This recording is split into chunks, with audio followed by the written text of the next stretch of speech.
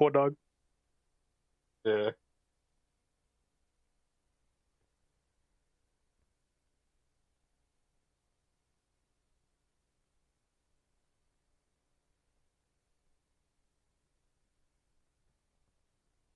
Trying to figure out why it's locked, like why ads were trying to play on your stream, Dad.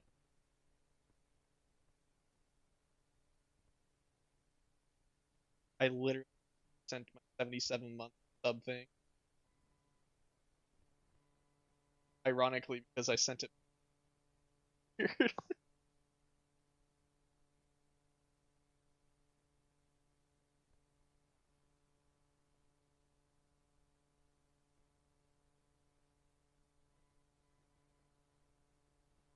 Yo, I can't wait for Dead Ass Disco to be like fully out. That's just me fucking peak.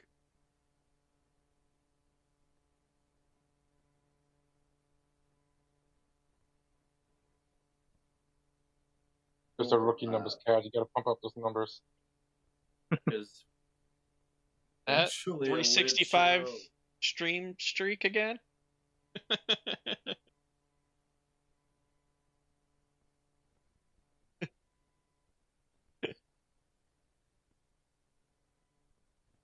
I was like 69.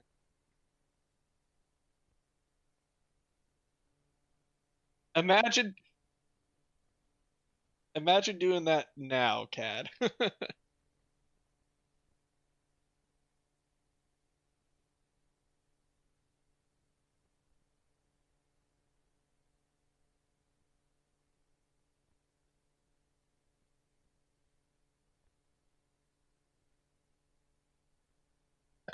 Lol.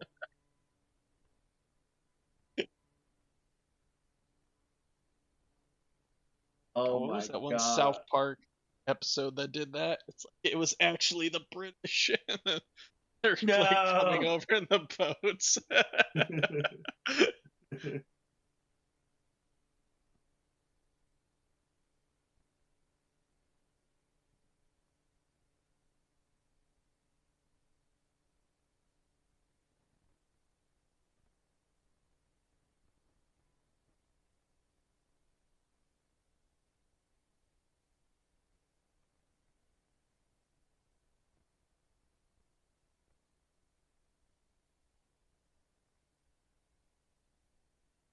Wait, what's happening with that? Ruining woman. Really? I mean, they've Well, just it's not switched ruining from me, that's for sure. being anorexic.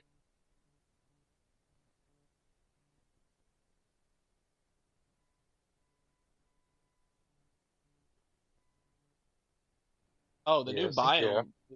Bridges. Yeah, they added new like biome natural. Tear that shit up like. Added 3 new.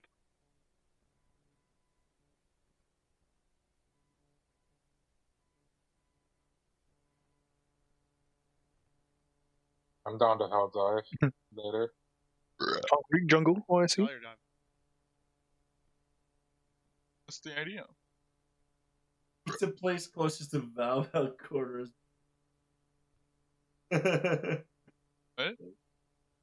Not doing pizza tracker for Valve head.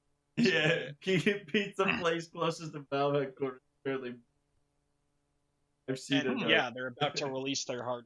So I'm just prepping for that. That's just. Valves. I mean, Kojima was there. I think the GameCube did get delayed. AI.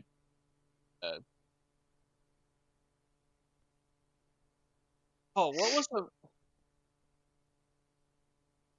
Was it the MSI like holograph thing with Faker? I showed you that, Trubs. That like literally tells you how to play League. That's Yeah, still the fucking coming Razer out. shit? You sure? Oh, dude, Yeah, it was I don't Razer. know. That like hologram of Faker telling you how to play. What is that?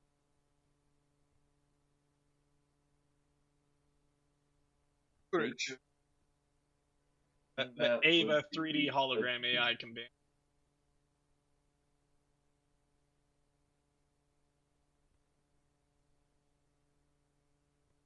I just love how, like, of all the characters, like cartoony Zane, the anime Kira, the virtual looking Sao, and then there's just straight up Baker. Yeah. Are you seeing that new JavaScript talk error. shit?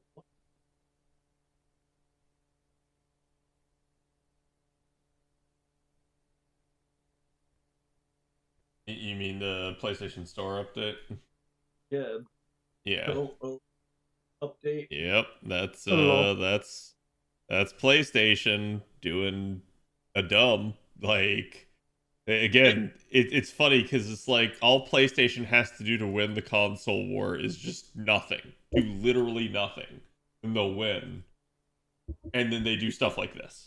I feel like They said that may get them into legal trouble. Oh, it will. They're gonna get sued. Like, Who's at getting least sued? there will be an attempt. Whether or not they win, I have no idea. But there will be an attempt to challenge this. This is great for the Stop Killing Games motion over Yeah. in EU, though. They're literally going to be like, hey, look, these people had their games for offline for years, and now suddenly they can't have to access online. This is Yep. literally just going to help them. It's ammunition. Oh, Sony. Yep. Yeah. Alright, I gotta jump up though. Talk to you guys later. Later. Au revoir. Hello, chat. How's it going? Keep forgetting to cancel my sub on PlayStation. Yeah, that's... I have long said, like, that the PlayStation Plus and the, like, Xbox Game Pass and stuff, like, they're just really not worth it. It is games as a service model applied at scale, and it really just feels like it's them trying to nickel and dime you and keep you on their platform. Is Nintendo somehow the good company by default again? No. No, none of them are good at this point. Like, Nintendo, obviously... And say what you want. I'm sure some of you guys out there still like the Switch 2. I'm of the opinion that they really just don't deserve a whole lot.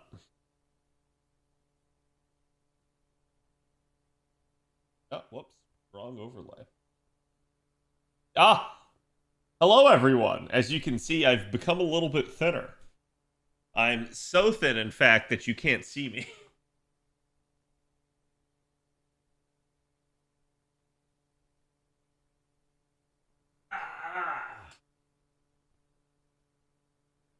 Turning inside out, find nothing but faith in nothing.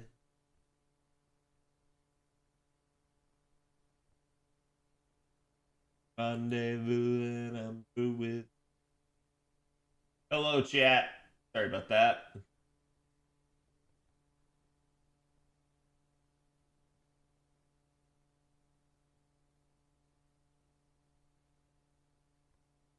Mr. Lutzman, thank you for the 89. Nolly Boy, thank you for the 55. Robo, thank you for the 82. Jay, thank you for the 48. And Prophet, thank you guys for the 77. Hope everybody's doing good. Forgive me as I'm just trying to make some adjustments here. Hello, everyone. So, where did we leave off? What was the last stream? I streamed for you guys Thursday, right? Like, and me and Kiki finished It Takes Two. Which again, I'm happy to be done with that. I felt like that took at least a little bit of time for us to get through, so I'm happy that we got through it. And for those of you guys that were not there for that stream, and for those of you guys that maybe just haven't been around as much, it's happening. Basically, she's going to be moving in with me now due to some unforeseen circumstances that are happening in her life. We had already been talking about that sort of thing. She was already planning to kind of make the move, but things got accelerated due to some issues that happened with her family. Basically, we were thinking that we were gonna have her. We we thought that this was going to be the case where she was going to have to move in by the end of May. But she actually went and talked with her apartment complex today, and basically she was up for a 13-month lease, apparently, instead of a 12-month. So she actually has an extra month still. So that's good. So basically we have a little bit more time because we were looking at probably the 16th or the 17th being her move-in date, like her official move-in date. But now we're thinking maybe like early June. Don't want to go like right up to the deadline because obviously there's some stuff that can go wrong. But yeah, I'm excited for that. I just again want to TLDR this as saying she's moving in. Stream schedule will probably be interrupted somewhat during that week. I apologize for that in advance. In advance, I know I haven't been the most like consistent as of late. Like I'm still trying to do my 3 streams a week, and I've been pretty good with that. But obviously, for those of you guys that have been around from the earlier years where I was, streaming almost every single day, this definitely is a marked decrease in the production of stream. So it is what it is. Similarly, I haven't been around to cover the new FGO stuff. That just kind of has been what it has been. I am up against the time lock already, so we're good on that front. Apparently, there is a raid that starts tomorrow in FGO. So for those of you guys that are playing JP, kind of pay attention. Basically, I believe it comes out tonight, like in the early morning. So keep that in mind that, how raids are in JP and they usually disappear fairly fast. So. Okay, we do have the Windrose servers as well. There's been a whole lot of news for those of you guys that didn't see as well. Conan announced that on May 5th, it's going to have its free update to Unreal Engine 5. And that's significant because not only is it going to be a huge graphical improvement to the game, but it's also going to allow for the game to kind of have content revamped for it. The big feedback that everyone had been giving Funcom on Conan was that they wanted the map expanded. And Funcom couldn't really do it due to map size limitations in Unreal 4 because they have a very big map. And I think they realized, okay, the only way people are going to be happy is if we actually, update this to Unreal 5. And it's funny because I was predicting that that was something they were going to do, and then I got invited to the closed NDA test, and sure enough, that's what it was. And I was like, oh, hell, they actually managed to do it. Then, basically, the thing that's surprising to me as well with this is that they're also going to have their own bespoke modding tools and everything for Unreal 5. Unreal 5 is a notoriously hard engine to modify for. So the fact that we're going to have a game that already has a thriving modding community, have its own set of Unreal 5 specific modding tools, and literally have access to that is going to be interesting because it may actually pave the way for certain other Unreal 5 games to get their modding kind of kicked off. Gotta wake up at 5 then? Yeah. Did I see the new Final Fantasy XIV raid series? I heard about it. It's basically Evangelion, right? Which is kind of insane, but at this point, it really shouldn't be that surprising. I was sitting in VIP at work and listening to several of the people talk about it, and it seemed like they were really surprised. This is of no surprise to me whatsoever, mostly due to the fact that they've already had Nier Automata. And Nier Automata and Evangelion are basically like the two. There's no nice way to put this. It's like whorish IPs where it's like they collab with everybody. So the fact that we already had Nier, I'm not surprised that we got Evangelion. Yeah. So it just is what it is. Wouldn't have time to move stuff, Nodders. Yep. For those of you guys that actually didn't see as well, I posted on CAD chat earlier today, but basically this past weekend, I spent it with her cleaning up the garage. We carried everything out, blew out the garage, basically swept it out and vacuumed it up and everything. And this is only like one half of the garage. You don't see where the cars park normally, but essentially this got it a lot nicer and cleaner. And there's actually still some stuff over here on the left side, which, hold on. stuff over here on the left side, like you can see the edge of the cage right here and stuff. These are all like old items that have to be thrown out at the dumpster and everything. So that's something that I've been doing when I go into work, because we have a dumpster behind our workplace. So I've just been kind of slowly like ferrying stuff in. But yeah, it's a lot cleaner. That should give us room for storing stuff, especially with her moving in. We're going to need some room. So that's definitely, this was kind of like step number one to doing that. And then last night, I actually got back pretty late due to traffic, but I managed to, after the party that we went to for one of her friends, I managed to go back to her place and ferry some stuff over to my place. So we were already getting started on the moving, but at least now it sounds like we have like an entire month to do it instead of like 2 weeks. So that's definitely good. And you can start your garage band. Yeah, I mean, that's actually where I work out, so you guys can see it there. And I do need to expand my like workout gear. I want to get some resistance bands. I want to get some so if you guys actually saw there, I have the Bowflex adjustable kettlebell. I want to get the Bowflex adjustable dumbbells as well, because that'll be really, really nice. You plan to roll on JP? No, I do not. Getting Hippolyta as a welfare was quite pog. Yeah, that literally like saved me from having to roll, so I'm a-okay with that. Obviously, we probably have, for those of you guys that are unaware, there is the Black Lion currently right now on JP. Everyone's trying to figure out who the heck it actually is. And I'm not going to get into spoilers territory on any of that stuff, but essentially we pretty much know that that is a character that will be rollable because they were in the silhouettes for last year. And for those of you guys that weren't aware, there's definitely been some stuff brewing. Like, for instance, I think this is a testament to just how slow the FGO fan base is at this point, but I took one look at this map and was like, this is Camelot. And then I saw like 3 days later as people were discussing that this might be Camelot, and I was like, it's totally Camelot. Like immediately I was just like, it's Camelot. Like obvious to me.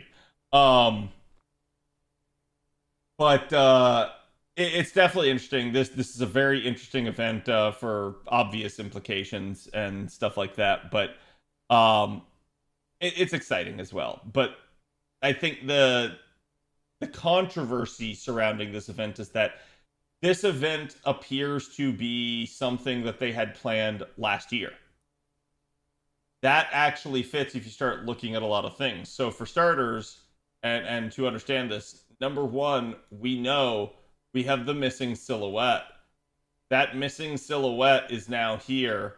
So we know this was a thing that they had originally planned for the prior year.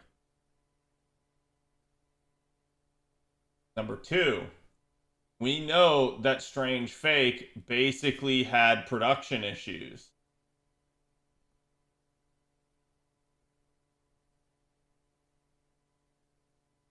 And then number three, we know that Strange Fake had a huge, like very long wind-up to actually coming out. These three things, and this is kind of the missing piece, pun intended here, that really just indicates that Strange Fake was supposed to come out last year.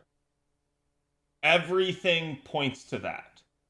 Everything fits. Yeah, there's also technically number 4 is the fact that we had Richard for New Year's in 2025. So the fact that like all of this just kind of fits is just kind of absurd, right? Like it points to the fact that somehow behind the scenes shit got fucked. And I'm going to say this. I was sitting there talking with Bob about it. It's like, obviously there's the possibility that some of this is on Type Moon, but this really does just look like it's an issue with the anime itself. Because it is clear that Type Moon planned for this event to occur last year. We didn't get a collab last year. We didn't get the silhouette unit last year. Richard came out last year. So all signs point to this should have been at Golden Week last year, which points to Strange Fake should have come out at that time last year, and it didn't. And then we wondered why we got strung along for months on end. So I don't know what happened. I don't know if like the anime studio was just too overwhelmed and couldn't get the job done. Maybe they didn't have the manpower, or maybe they just wanted to like make sure like perfection wise that like Strange Fake was actually perfect. Or it could be that maybe there was a battle for the time slot. This has been a thing that's known to happen in certain cases, so there could have been a bidding war for the time slot, and somehow Fate lost. That is to say, Type Moon just didn't pony up enough money to beat out whoever was actually gunning for the slot. So, I couldn't tell you. There's a lot of, like, what if here. All we can really say is it's very clear that Strange Fate got delayed by an entire year. And it's sad. Like, that sort of thing shouldn't happen. You'll never really know because Japanese culture is way too, like, how do I put it? Like way too like honorable and proper to ever like point the finger and ever like blame someone for this sort of thing. So it is an interesting thing, but yeah, it's something where it's pretty clear that we actually should have gotten this. And the fact that we didn't is sad, but it is what it is.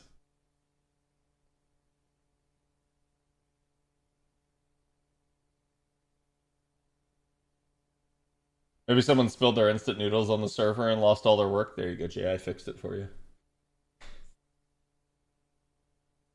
He deleted the collaboration files. I couldn't tell you, right? Like, it's just sad to me because I think, like, when you look back, and I have talked about this before too, that there's the idea that, like, and for anyone that's curious, right? Like, there's a saying in, yeah, I actually managed to get a nice lucky draw.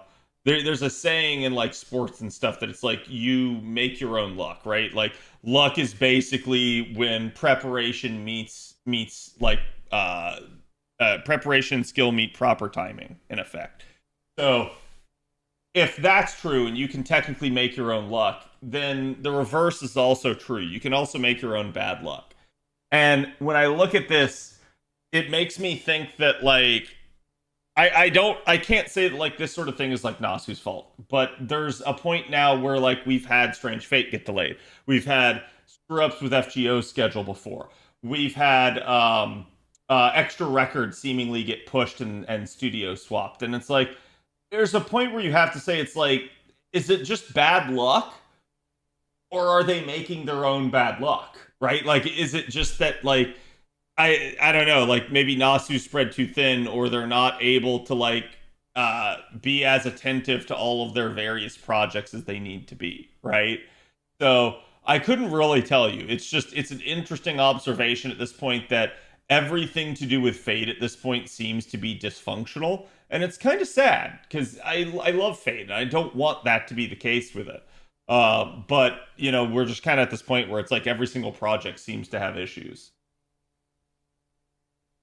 And to be fair, it didn't just start here. You can go all the way back, and there's been issues for years, right? Like, look, we still don't have the second part of Tsukihime. Tsukihime fans were wanting literally the redo of Tsukihime for a decade, right? Like, so projects getting delayed is nothing new for Type Moon. It's just sad that it seems like it's almost every single project at this point.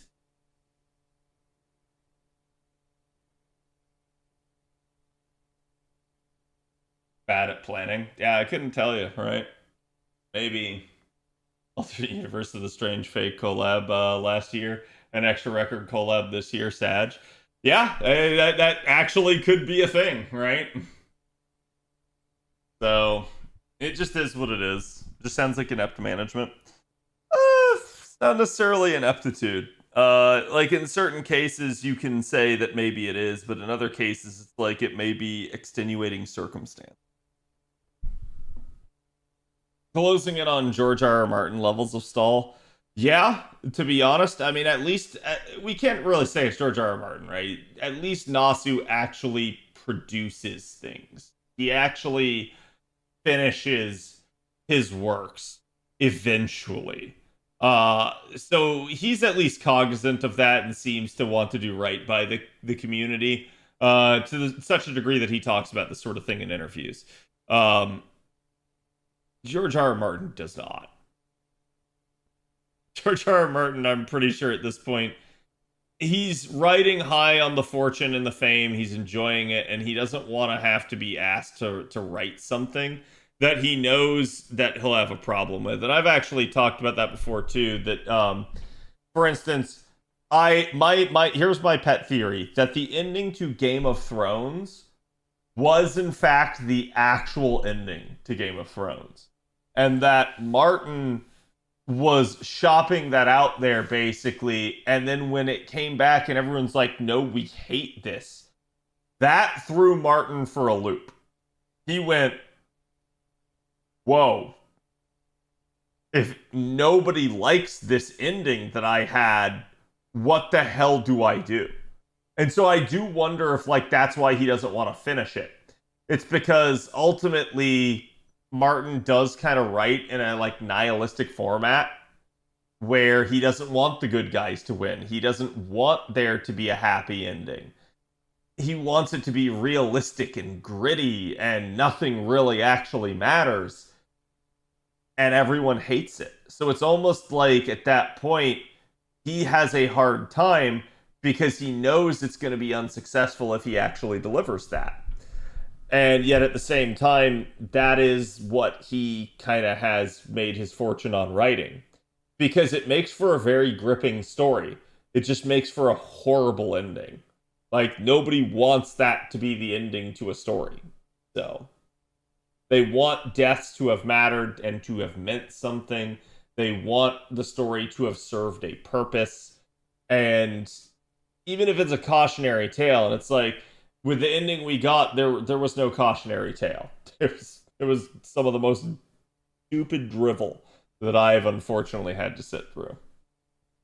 So I think that's the issue that he has at this point is whatever ending he intends to do, and even if it's not that exact one, I think he knows that he has to give it a happy ending or else people will not like it, and he doesn't want to give it a happy ending. So he's kind of caught between what he needs to do for his own reputation and success and what he wants to do for his own values and judgment.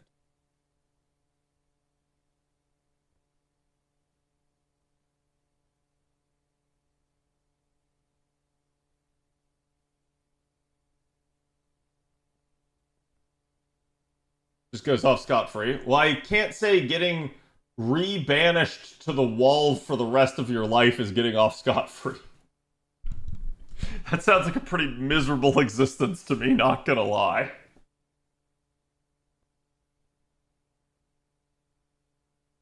He just doesn't want to publish it, yeah. Well, to be fair, Winds of Winter isn't the end, right? So, you do wonder, is it something where, like, yeah, he is just kind of afraid to take that next step because of what it means.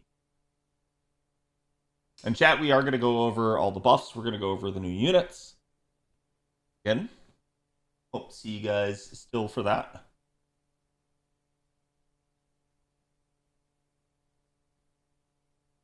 They could just say fuck that and welcome them back. Well, the problem is in the show's version of Game of Thrones, who ends up on the throne means that, like, that's just not going to be a thing, technically.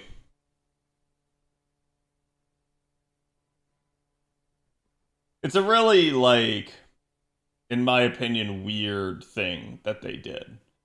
I do understand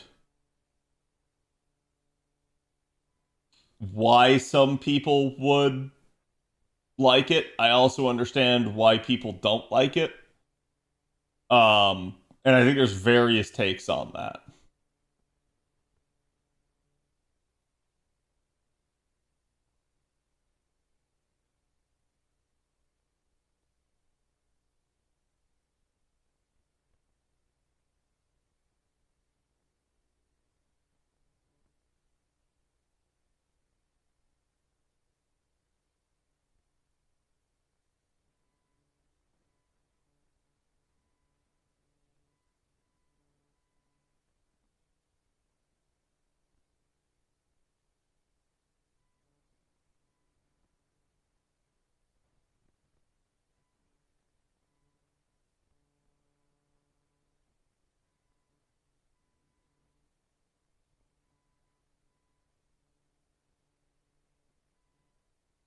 Okay.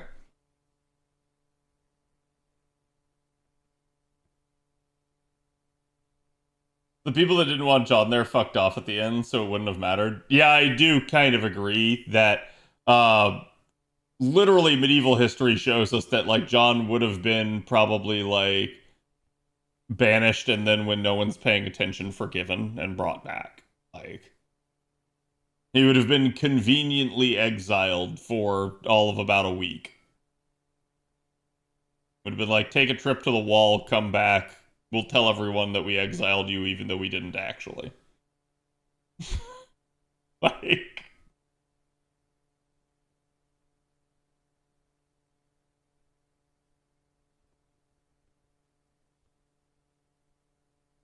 multiple MP like our lore, yep. And by the way, chat, please no strange fake actual spoilers. I still have not watched the show. I actually plan on starting it very soon here. I told you guys I was going to start it after tax season, and that was my intent, and then the whole moving situation happened, so things have been a little topsy-turvy for me lately, and it's been difficult for me to even get live for you guys some days, so I am happy to be here. I'm happy to see all of your faces again. I'm happy to be able to talk FGO with you guys and cover the units. That's going to be it on NA there, JP there real fast. Go do NA, and then we'll come back and we will talk units.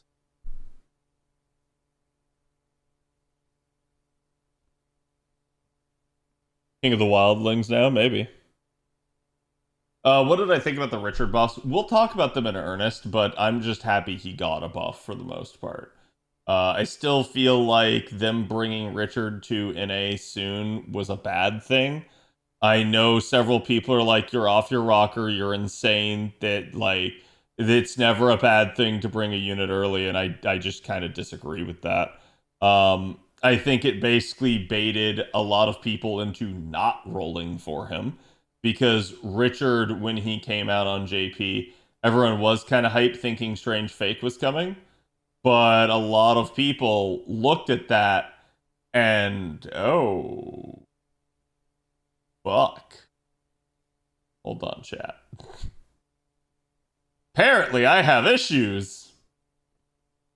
Well, there's the solution right there.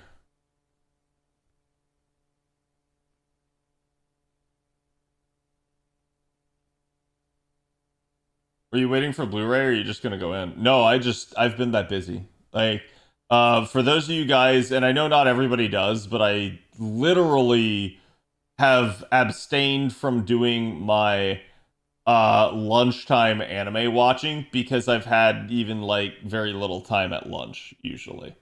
So that's been like how busy I've been, to the extent that it's made it difficult for me to keep up with regular parts of my life.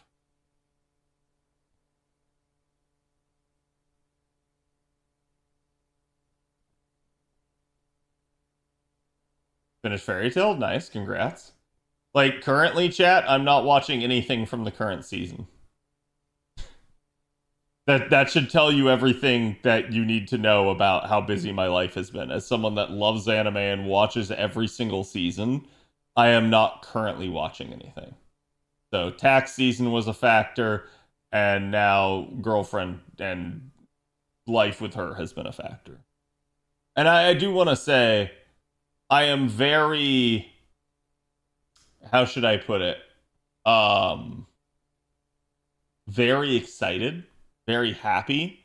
So while on one hand, yes, this is a thing, on the other hand, it's not a bad thing, is what I'm trying to say. At least not for me personally.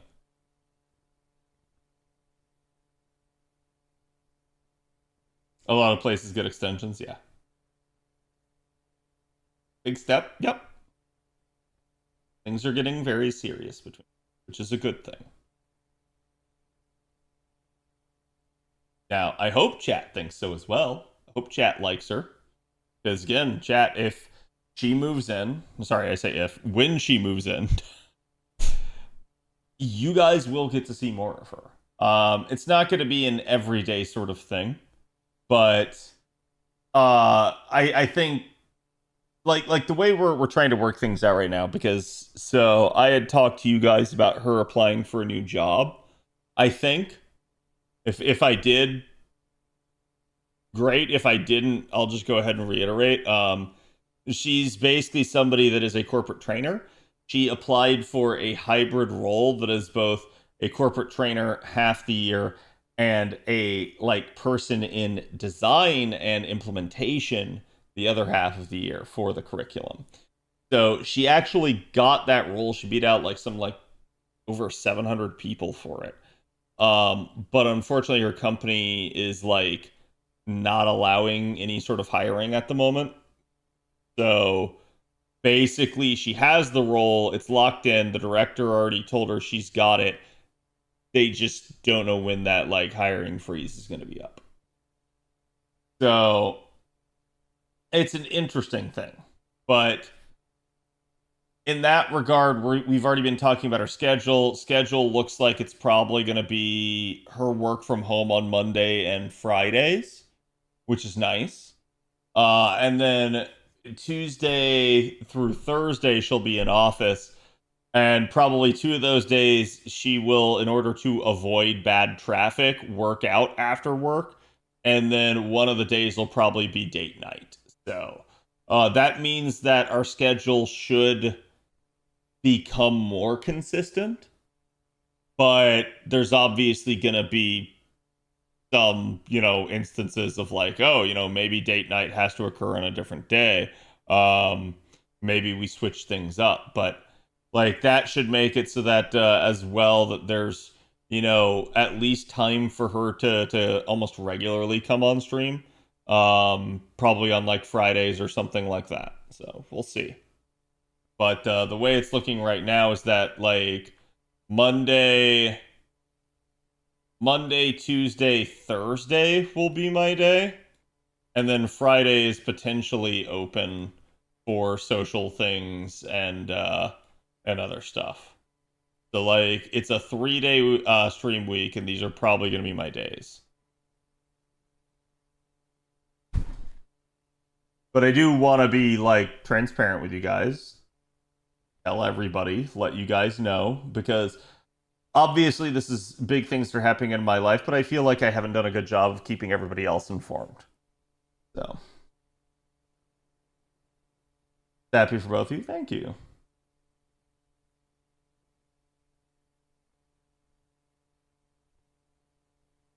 And yeah, it is just normal life to an extent. Favors ReZero for sure so far, though. Yeah, I haven't gotten to watch ReZero yet.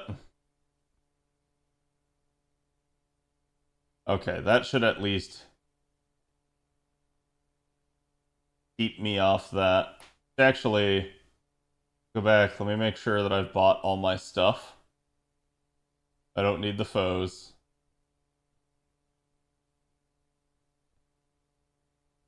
No, not pure prisms.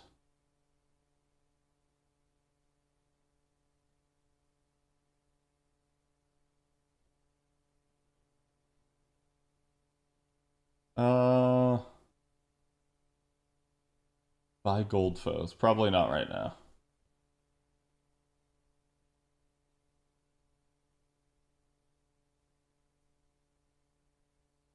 Still have 179 days, so we're good on that front. If you're happy, I'm happy. Thank you. I appreciate that. How's the mini lotto going on in A for some of you?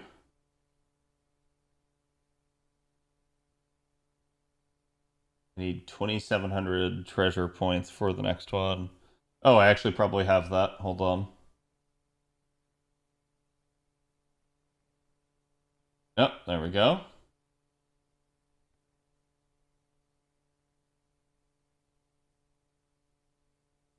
Game screen frozen? Yes, it is. I'm sorry. I don't know how that happened.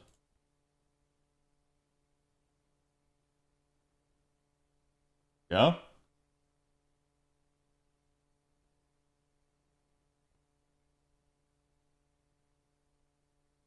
Not sure I need the mats, so not really farming. The big thing from what I can remember in this event is the meteor shards.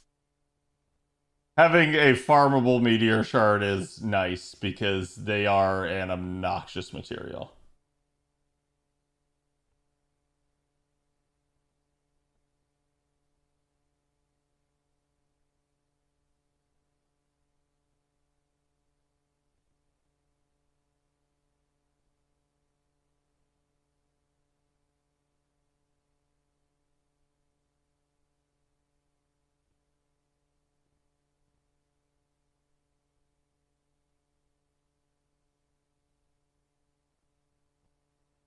Just been net APing. I have two.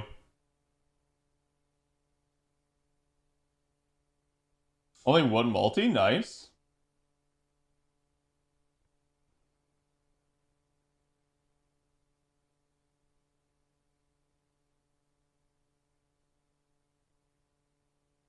Far enough out on the gold mats. That's fair.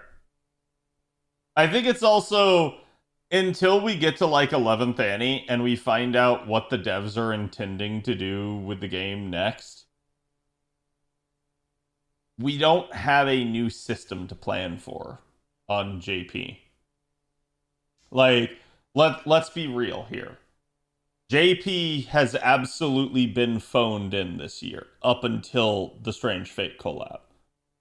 And some of you guys might be inclined to disagree with me. I simply present the fact that our units that we're covering today are the first new units this year. And we're already almost to May. So it's kind of a thing, right? Like basically we had Logress, we had the Valentine's unit, and nothing since then. So we had flower event? Wait. Oh yeah, sorry, I forgot about flower event.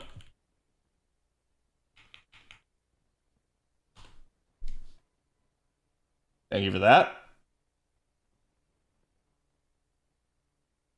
But yeah, it's been a pretty dead like series of events on JP. Oh, I guess no. We also okay. I'm misremembering because we also had Jack DeMolay. Yeah. Yeah, to be fair, chat, it's difficult for me to actually like hard cover the units now. That is to say, I can go over them with you guys on stream. That's fine. Avalon is still graciously providing me with infographics and numbers, but I also don't really have anybody to edit videos for me. So it is what it is. You feel this way because you didn't roll any of them? No, I feel this way because I'm literally detached from reality and have been for about a month. JP summer prediction soon. It's coming up. I mean, it's not coming up that soon, but it is what it is. It's easy to forget Jack. He basically didn't have an event. Yeah, plus he's also a unit that, like, for a long time we have, like, stared at on the arcade side of things, so.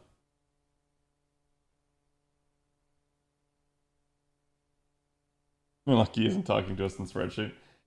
I'll be brutally honest here, and I'll say that I have not been paying as close of attention to FGO. Part of it is because there hasn't been as much to pay attention to. But realistically speaking, we kind of knew that they were going to do reruns. We kind of knew that they weren't going to do very much.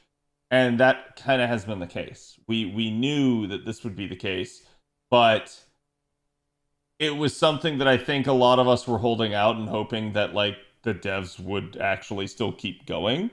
But it has been pretty clear that they have taken a breather and, like, sat back. And there have been dead periods because of that. Now, I know people want to argue on that front, but it is the truth. Like, we kind of just know that the devs are biding their time for whatever that may be.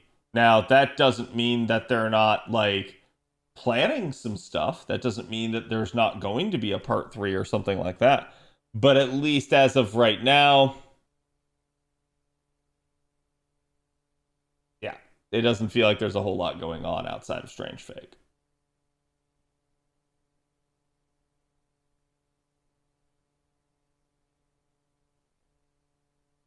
March to last Saturday was dead as fuck. Almost 2 dead months. Yeah.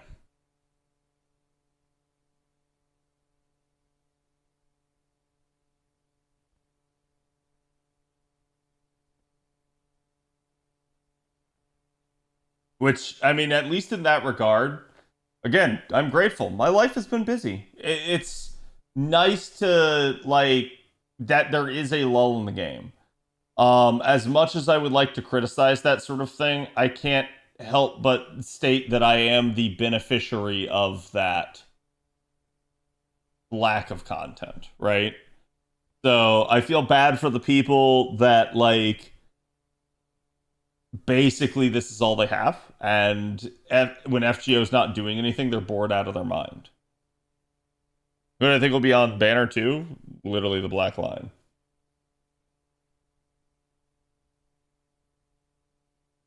But yeah, it's just, it is what it is. We'll see what FGO does in the future. I still like the game. I still play the game every single day. I try not to let my AP rot, obviously. But it is one of those things where I am definitely in a more like passive playing mode at this point.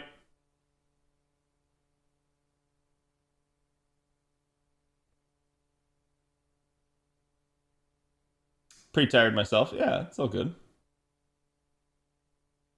My day's been all right, Lucas.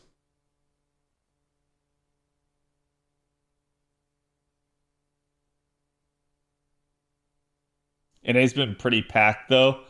Yeah, to be fair, like part of that's because I haven't done Ordeal Call 2. So that was the concession I had to have, is that Ordeal Call 2 came out at like the worst possible moment for me. And so as a result, Ordeal Call 2 just did not get done. I still have not done it.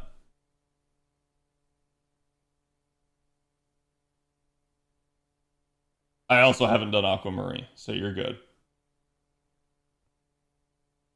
Mahoyo was fun. Mahoyo, I really struggled to read that event, but I forced myself to do it because it was time limited.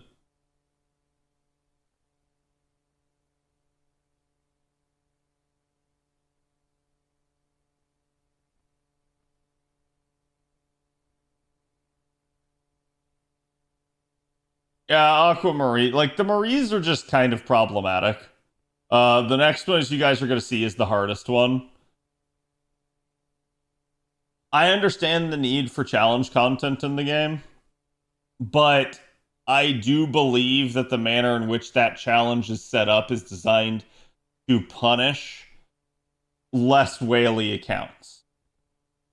And then someone's going to be like, yeah, but we saw, like, I don't know, like somebody do it relatively free to play, right? And it's like, obviously in these cases, yeah, that's certainly possible. However, the issue at play here is because of the craft essence restriction, it's almost guaranteed to not be free to play.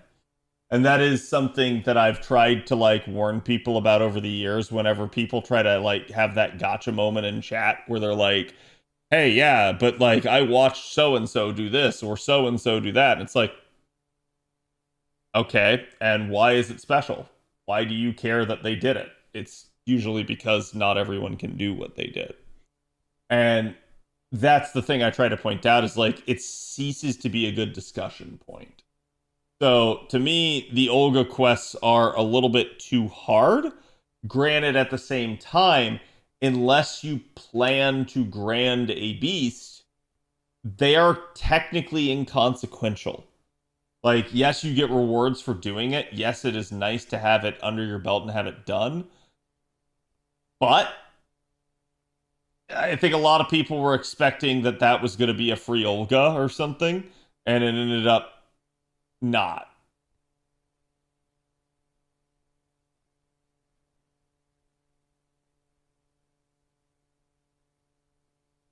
Hey, Shadow. That's what she did to me on JP. Yeah.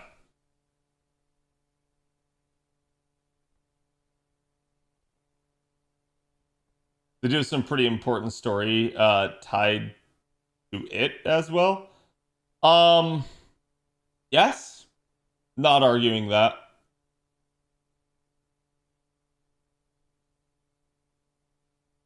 Yeah, I guess we're just using comma Avenger here.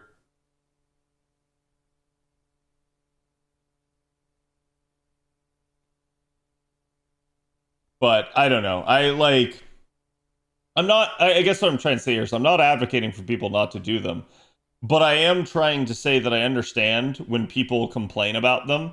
I understand that it feels like the game tuned them a little bit too harshly, and that I get that, whereas it does feel like there are points where the community does not want to allow people that they're allowed to struggle with content.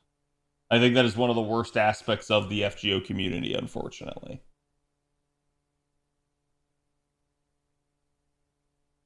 And I've always told you guys, I don't talk about content being hard from my own perspective, usually. I talk about it from where I imagine the average player is.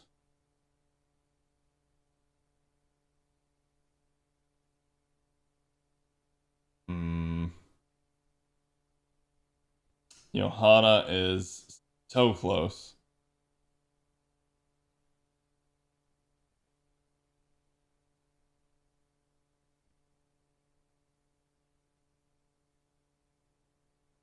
I probably could have gotten away with, yeah, I could have.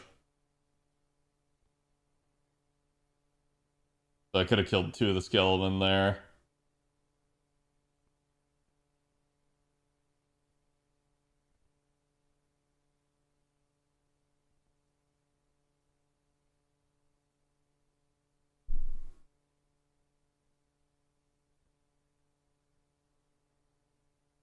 +90 is fine with Salter as long as I get some face cards and crit out the second wave.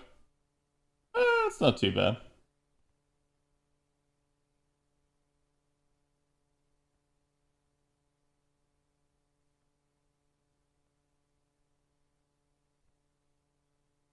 Let's see if they live through that. Does FGO have the strongest welfare servants of any gacha game? I have played several gacha games. FGO has the strongest welfare servants out of all the ones I've played. I can't say for certain that it has the strongest out of all gacha games. I don't actually know if that's true, right? And I'm not sure anyone actually does. That sort of thing is difficult to say nowadays because there are so many gacha games that have and will be. But like for instance, if I compare to something like Genshin or HSR, yeah, the free units are way stronger in FGO. And part of it is also just the body of work. It's the fact that there is functionally a free unit for everything in the game at this point, which is really good for the game. But that doesn't necessarily mean that they can clear every single bit of content. And that is something that I would criticize, is that, like, if a true free-to-play setup struggles to clear something, it's not the end of the world, but if it actually can't clear something, that maybe is a sign that it's too difficult. I don't want to put DVR in here, but sure.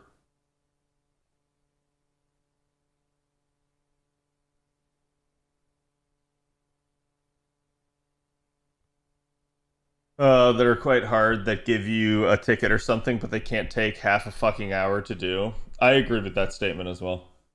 I've long held that FGO is really good when it's kind of in moderation, and when you have to play FGO for hours on end, it's a bad thing. And I'm somebody that grinds my ass off in lottos. I basically don't like that the game has encouraged that.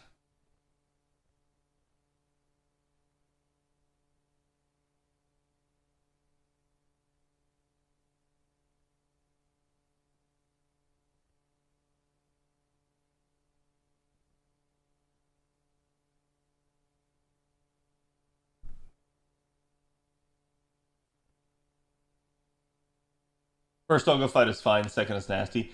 Second's still largely fine. Third is nasty. Fourth is in between second and third, in my opinion.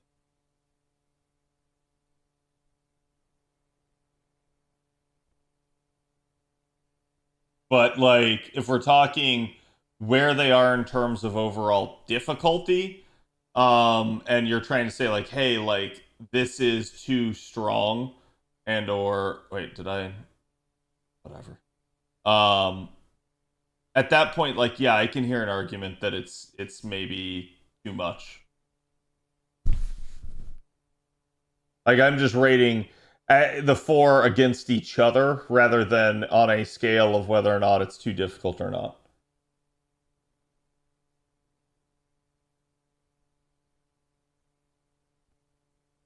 How do you accurately assess relative power across entirely different game systems anyways? That's where I said it's like I can't look at like the strength of say like DVR, right? How good is this welfare unit? It doesn't fucking matter, right? I look at how many units are available, what are the niches that they cover, and basically, do they perform adequately? And in that regard, I believe FGO probably has the widest coverage of any gacha game that I'm aware of. And that the welfare units are all pretty solid for the most part.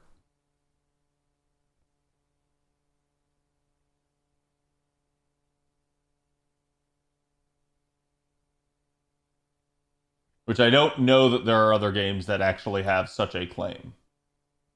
If that makes sense.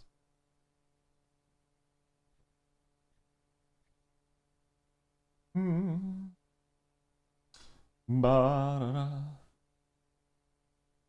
actively hate using Traveler. Yeah, I mean, Traveler is a free unit. Everybody has them. And there are a couple of units you can get relatively quickly at the beginning of the game.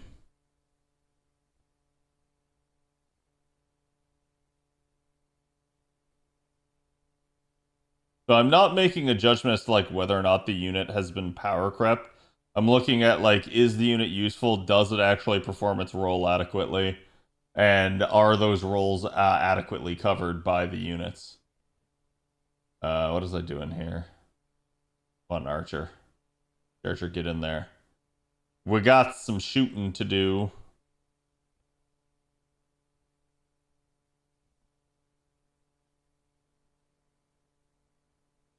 Having a blast, nice. Ryder Liz is still my Grand Rider. Yeah, I haven't actually looked at the numbers. Avalon sent them to me right before stream. I know Hippolyta is basically similar to Ryder Liz. Since she's also Buster and also 30% charge.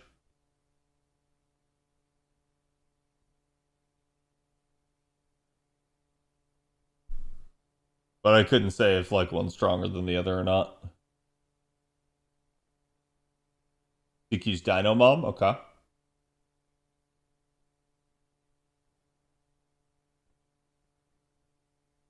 I think you can do pretty much everything but the Olga fight without rolling more than the FP banner, but it won't be easy. Yeah, and my stance on this is that if the Olga fights were just challenge fights with no reward, that would be fine. But because they have actually locked a gameplay mechanic behind it, I don't like that.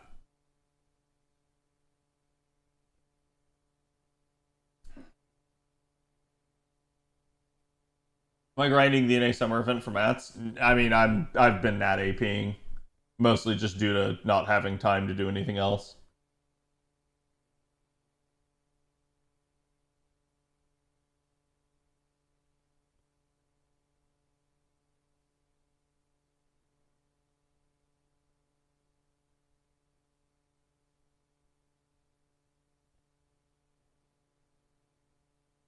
Canonically enough to beat Ort.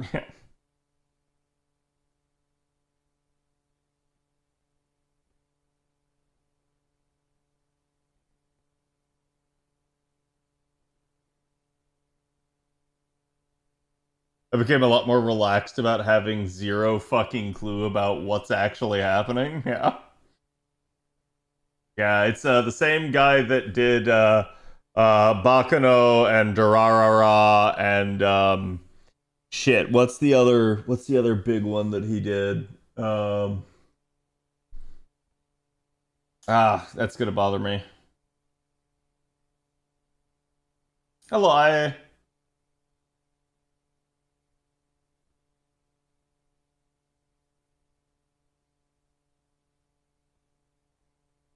And yes, as chat has pointed out, if people are wondering why they're getting shot, the mods are attempting to protect me because I have not read Strange or watched Strange Fate. Actually, I've read a little bit of the light novel, but I have not gotten to watch the anime yet. I do plan on sitting down and watching it here soon. But life has been kind of crazy. Wait, are there even more? Oh my god. I thought I did all of these. Well, I guess I shouldn't look the gift horse in the mouth. At least I get, I basically get free, free treasure chests.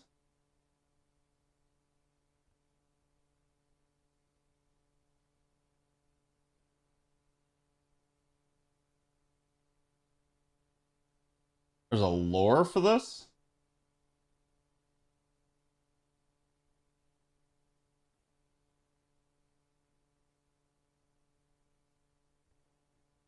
Dead Mountain Death Play, yep.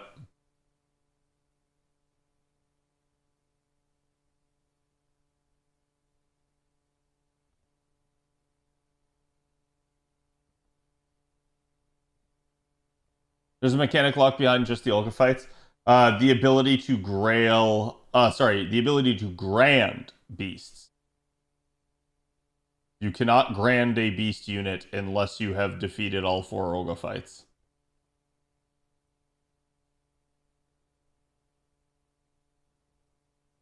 Which for some people is not a tangible reward. For other people it is.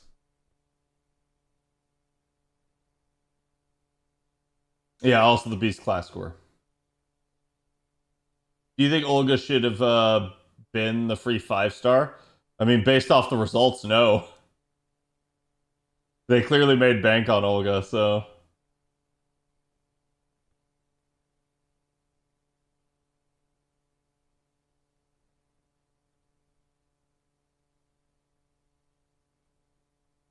I think watching the anime would be the default assumption. I disagree with that.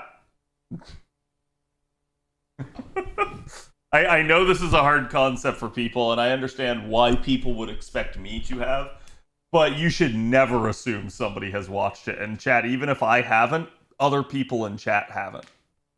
That is something where you guys, I've always talked to you guys about this, but it's like you gotta take care of the rest of the community, okay? Don't just be the asshole that sits there spoiling things for everyone.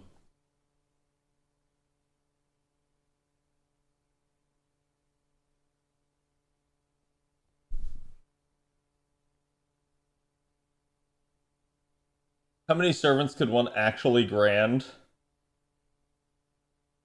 Wait, if one were free to play only, how many servants could one actually grand that defeating Olga Huh? I mean, even if you're like completely free to play, you could still technically grand like the maximum, like you can grand someone for every slot. But if you're asking like in order to defeat Olga, I have no idea. Like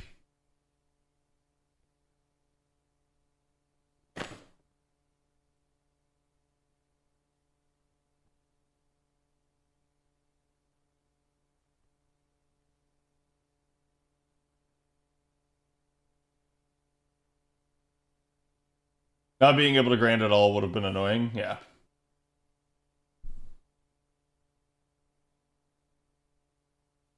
Olga had so many people immediately using their 1K set cards. And like I said, Olga is a character. It's kind of like if they gave you the ability to roll for MASH now and you hadn't had her for all these years, so many people would have rolled for MASH. For obvious reasons, right? So it's like, it's a very similar thing to say like, yeah, I'm not surprised so many people rolled for Olga.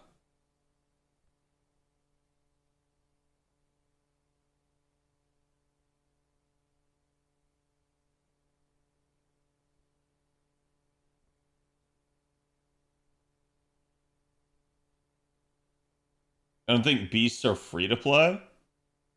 I guess I'm not understanding the nature of the question then, because like technically every unit could be free to play, right? Like even a like NP5 a unit could be gotten if someone just saved up enough time. So it's like that becomes a difficult like barrier to talk about.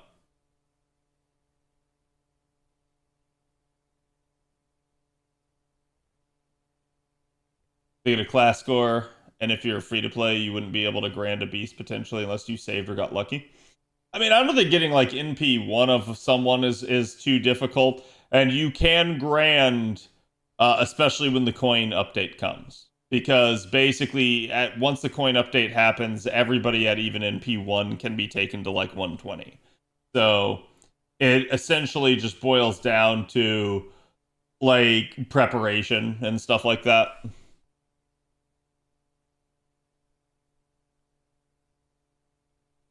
Yeah, free to play, the only issue there is just not spending money.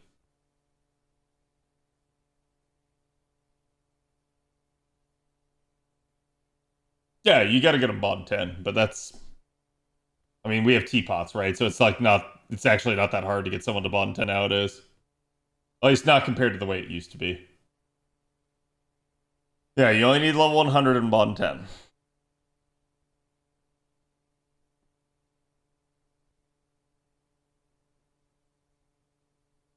Except no substitutes. I believe the BB clan would like a word with you, John.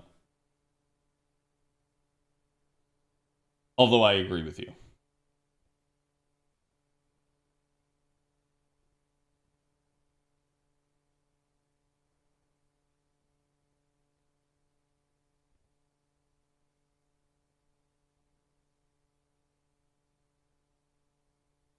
Just for the CE. I mean, fair. I will also just say that I'm not a huge fan of people that don't have Bond 10 on their grants. I myself have, like, I had one for a bit that wasn't Bond 10, and then I got them to Bond 10 during the grind for it.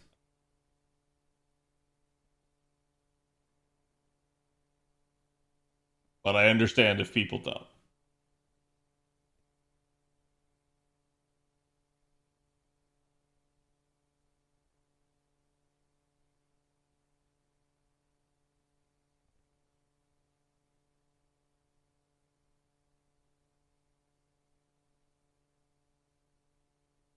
You have a new story since part 2 ended? I mean, we kind of have, but yeah, not like a proper arc.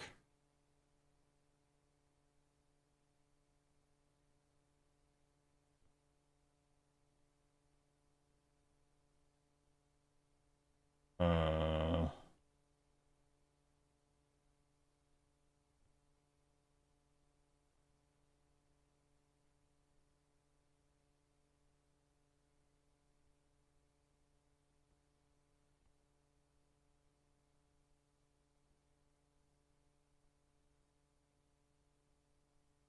Come on, get to 40%.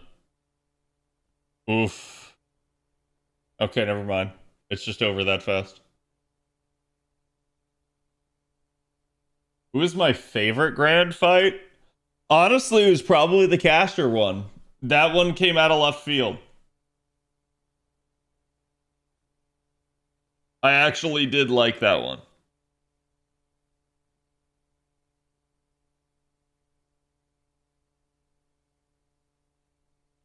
To me, it felt like they cooked with the caster one and delivered something that people were actually like okay with, which was pretty impressive given that people were primed to not like whatever they chose.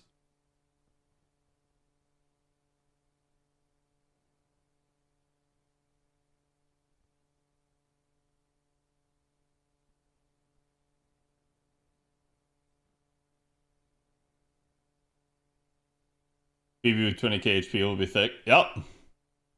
I mean, that is kind of the thing. We're at the point where when you 120 a character, like you've got like gold foes on them and stuff. It's pretty difficult to actually bring them down. Like, I've literally just seen them tank whole NPs from units. At that point, if you can do that, you can do a lot.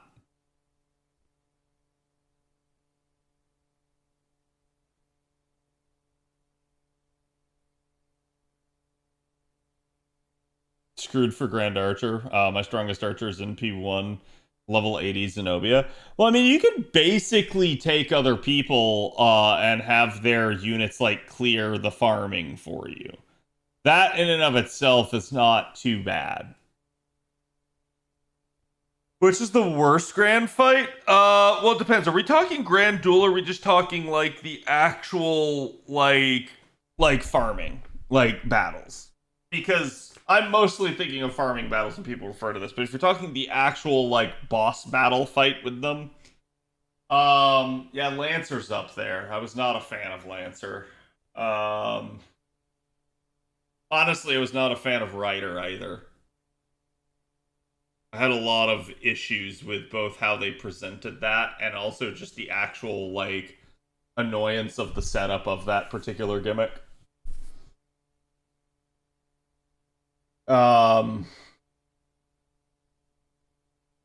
I saw a lot of people complain about Assassin, but I actually never felt like Assassin was that bad.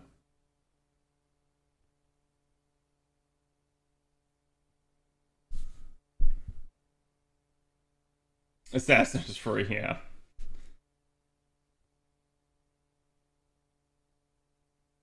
Yeah, I'm gonna say I didn't really have issue in the end with most of them, but there were a couple that I felt like just felt annoying.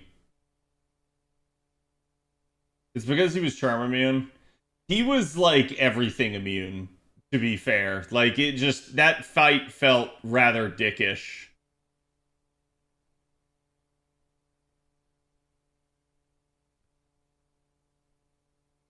Muchachi. Where's my muchachi? Muchachi. Why me blind? There.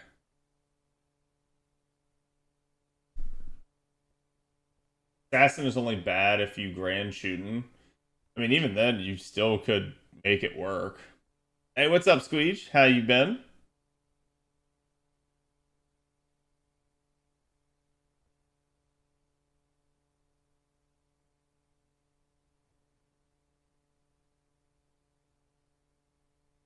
I've been doing all right. I was just telling Chad earlier that I've been super busy has been part of my issue. Girlfriend's basically going to be moving in with me.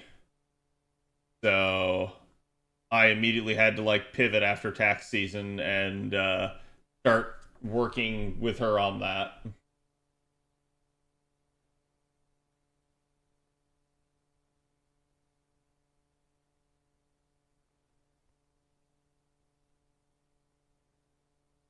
LB1 Mystic Code of Age generally made the charm thing a non-issue. Yeah.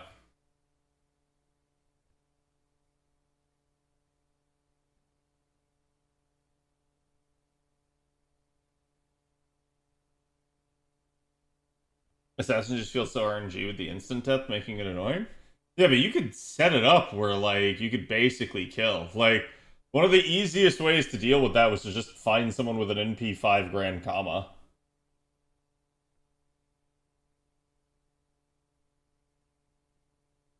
Is it recommended to use gold apples to farm the chests of this event? I assume you're talking about on NA.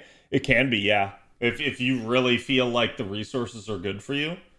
I would only do that on like the 90++ node though. Or 90 plus. I don't remember which one has the better rate for this particular instance.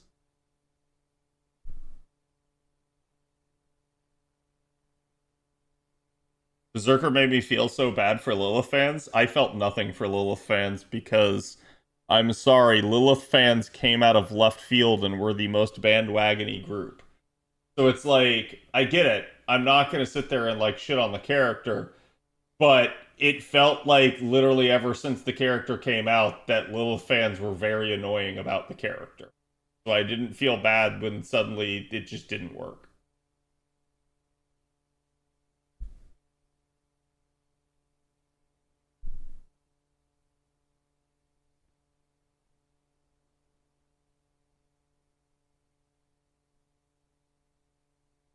And to be fair, there was still a way to make it work.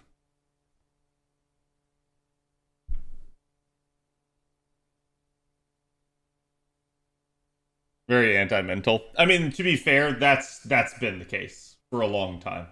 They do not want mental debuffs. So that's always been a thing that's plagued units that rely on it.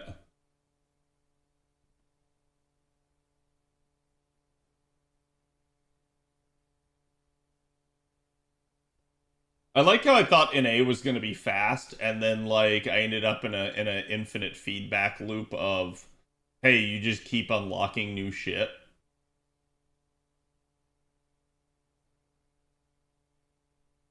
Like, but why? Stop.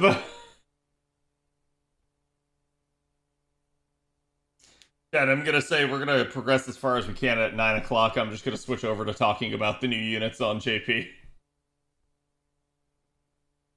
Because I don't want to get stuck on an infinite feedback loop of an A here.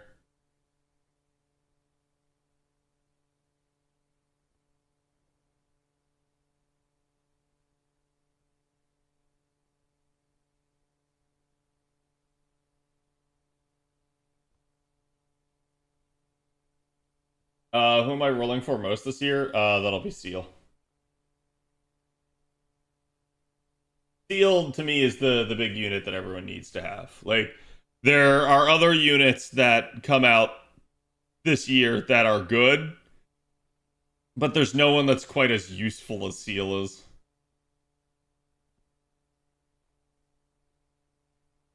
Like, I could completely remove the classification as a moon cancer from Seal, and just the kit alone would make her worth having.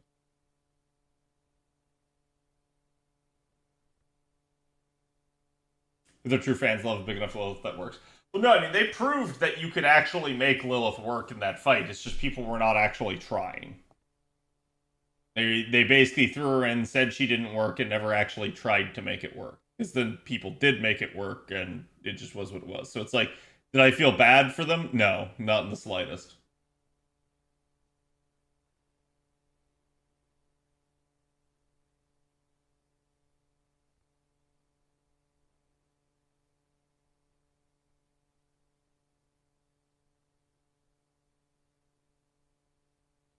What hour is it for me? It's 8:51 current. Not MH double XA. I'll still probably grab MP5 for.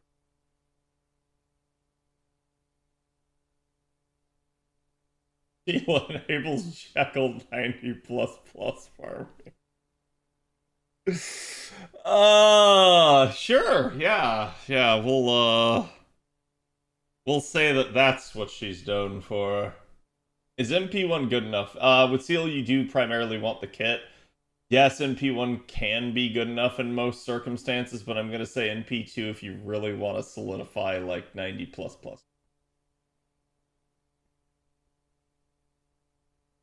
Because there are going to be times where you want to use the Noble Phantasm.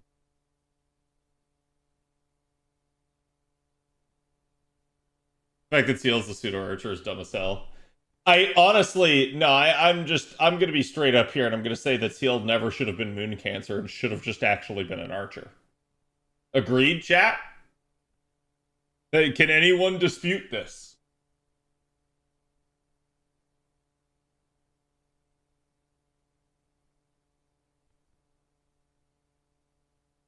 Like, I legitimately don't know why they made her Moon Cancer other than to appease Nasu himself.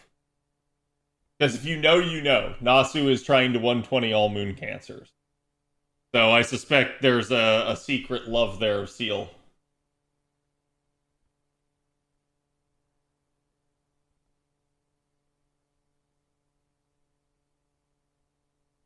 Until I get more mats. Yep, that's needs to be the priority then.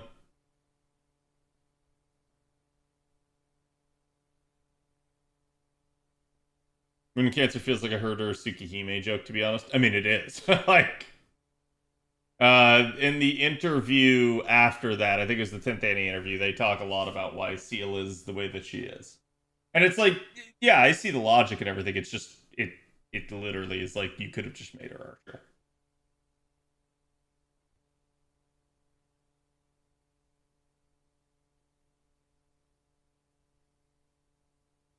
Man trying to do everything but Red Garden. Yep. We need to lock George R. R. Martin and Nasu in a room together, and neither of them can leave until one of them finishes their next, like, major product.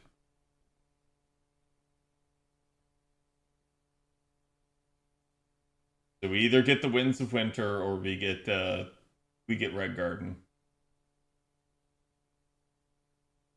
And then after one of them does it, we lock them in the room with each other again.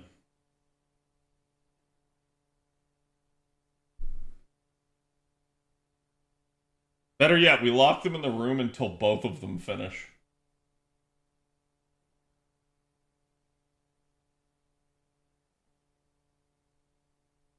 Thoughts on Lohi? Very good unit. Not a gotta have, but very solid. So I saw a lot of people trying to treat her as such. I don't have Lohi on JP. I've been perfectly fine not having her.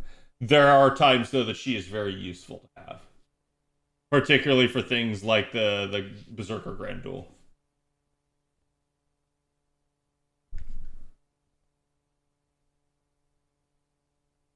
New Fate-based Elden Ring-like game. No, for that we need to lock Miyazaki in the room with them. The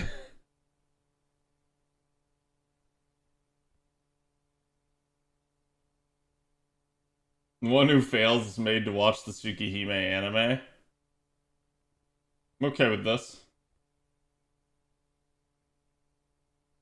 But how can you make them watch that which does not exist, chat?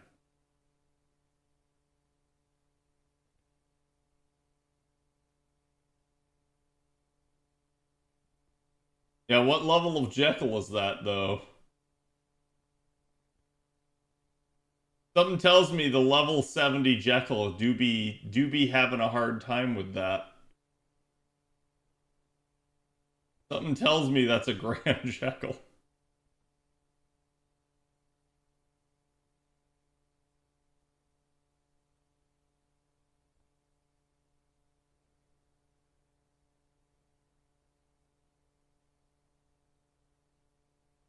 These books will never come out, as we've seen the intended do with sequels. 120? Yeah, that's... Whenever I see a claim like that, someone's like, oh yeah, like Jekyll clears the 90++. I'm like, no he doesn't. But that's literally the first thought in my brain is like, no he doesn't. They're clearly leaving out pivotal information here. And it's fine, like, I get it, right? But it's one of those things where I've learned how to spot this, like, instantaneously over the years.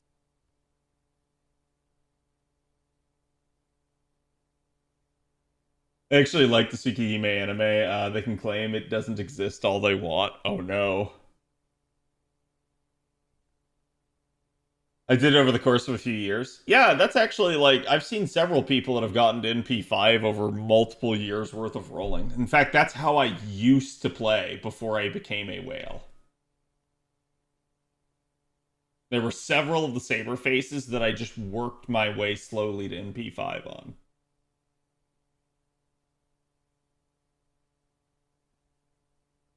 Feels like ages since we got new content in JP. There's literally new content right now. But yes, it does feel that way.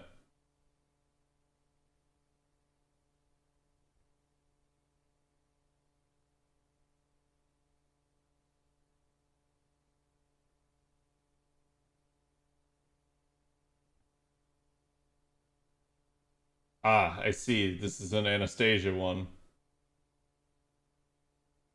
Does JRM have kids? No, absolutely not.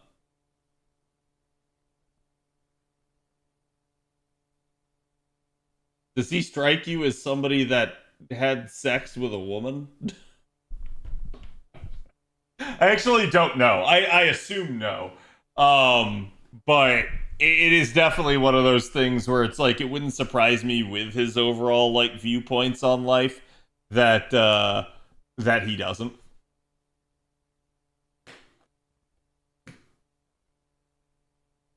Isn't he married? I have no idea.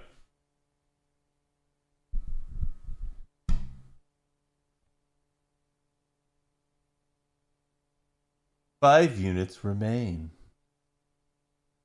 Okay.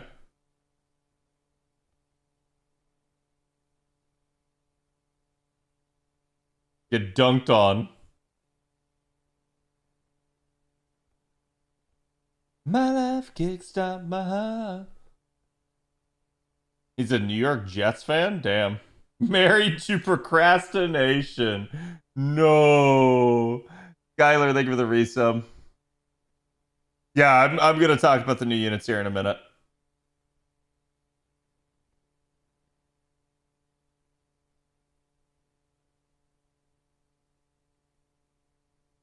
You can't have kids because that would require finishing. Fuck.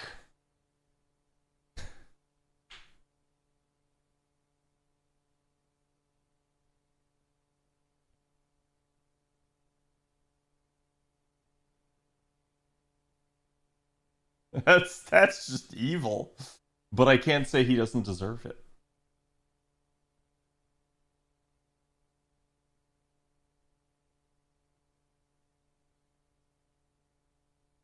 All we needed was a laugh.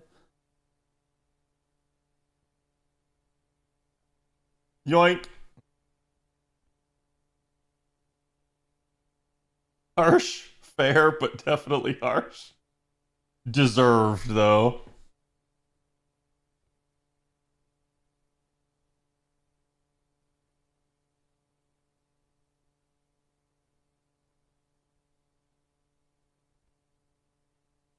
Okay. Got this node done. It is 9 o'clock. 98%. That's just evil game.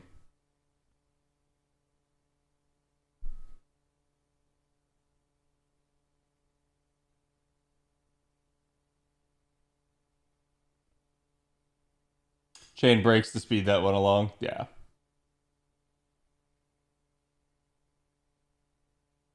Yeah, I'm just gonna run the 90 node just so I get it under my belt.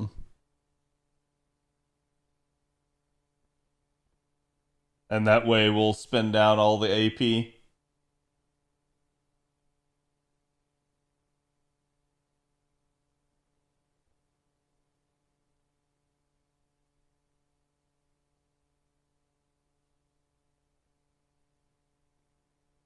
Actually, I think the Valkyries are just gonna clean loop.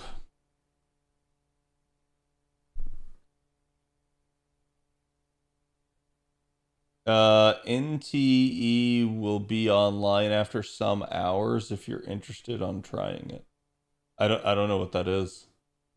What is NTE? Hopefully nothing to do with NTR.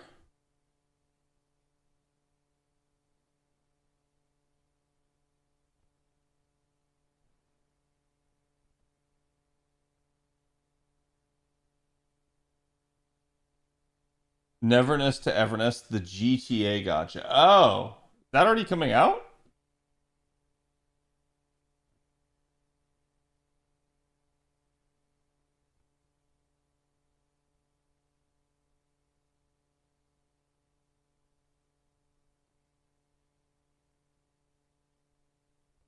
Yeah, Valks are absolutely amazing. They are literally like the best assassin loopers. Is this heavy metal? It is. I just recognized it. Valmonte, thank you for the 31. Appreciate it, my dude.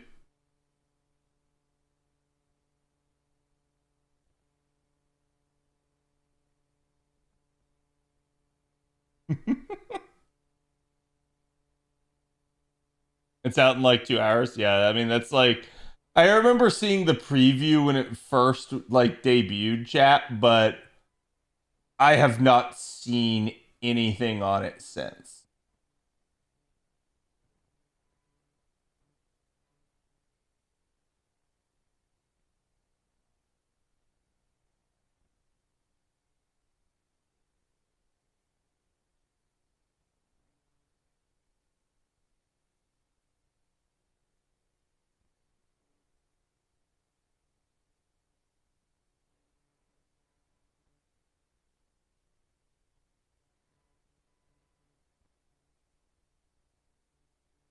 Oh, there's already a new driver out there for Exiles Enhanced.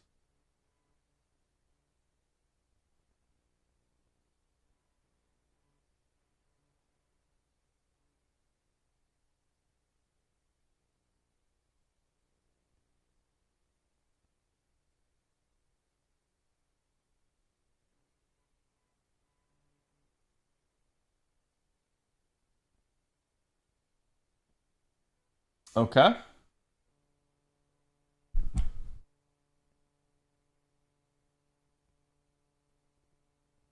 Heavy Metal is one of my most favorite movies. Is it really? I don't think I've ever actually seen the movie. I only know it from the South Park episode. Like, I've heard of it. I've seen the trailer for it. I've never actually watched the movie.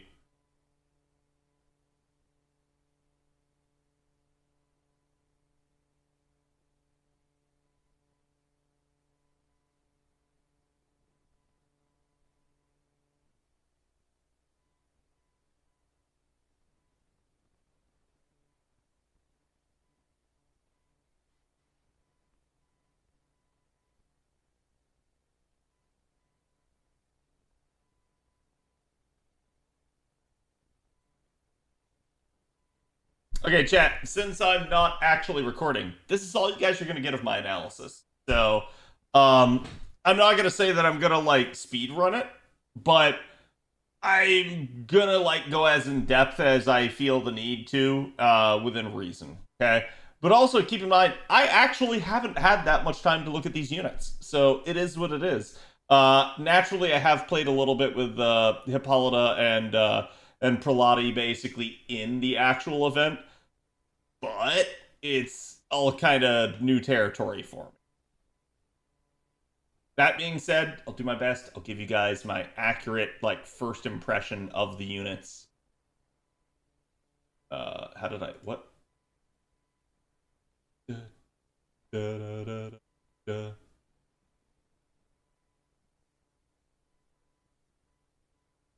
Yeah, it is the first skill. Okay, actually, why don't we go ahead and let's talk buffs first, because I know this was a thing, essentially. This one's the more recent of the two.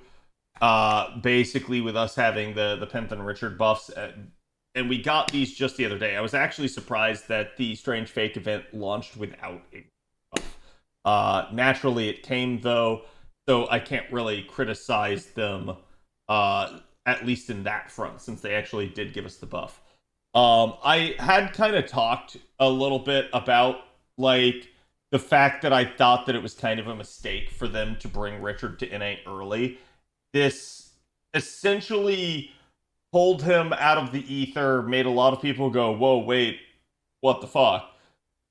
And the only reason they even really could do it is because Richard doesn't use any sort of, like, unique materials. So there was nothing where it was like, oh, we can't pull him forward because he uses, like, an an Ordeal Call 2 material or something like that.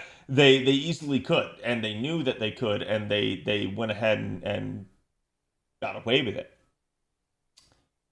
My contention, though, was that by releasing Richard early, they naturally surprised some people, and they also put him in a weird state on NA, because when he first comes out on JP, he's riding high off the hype of Strange Fate.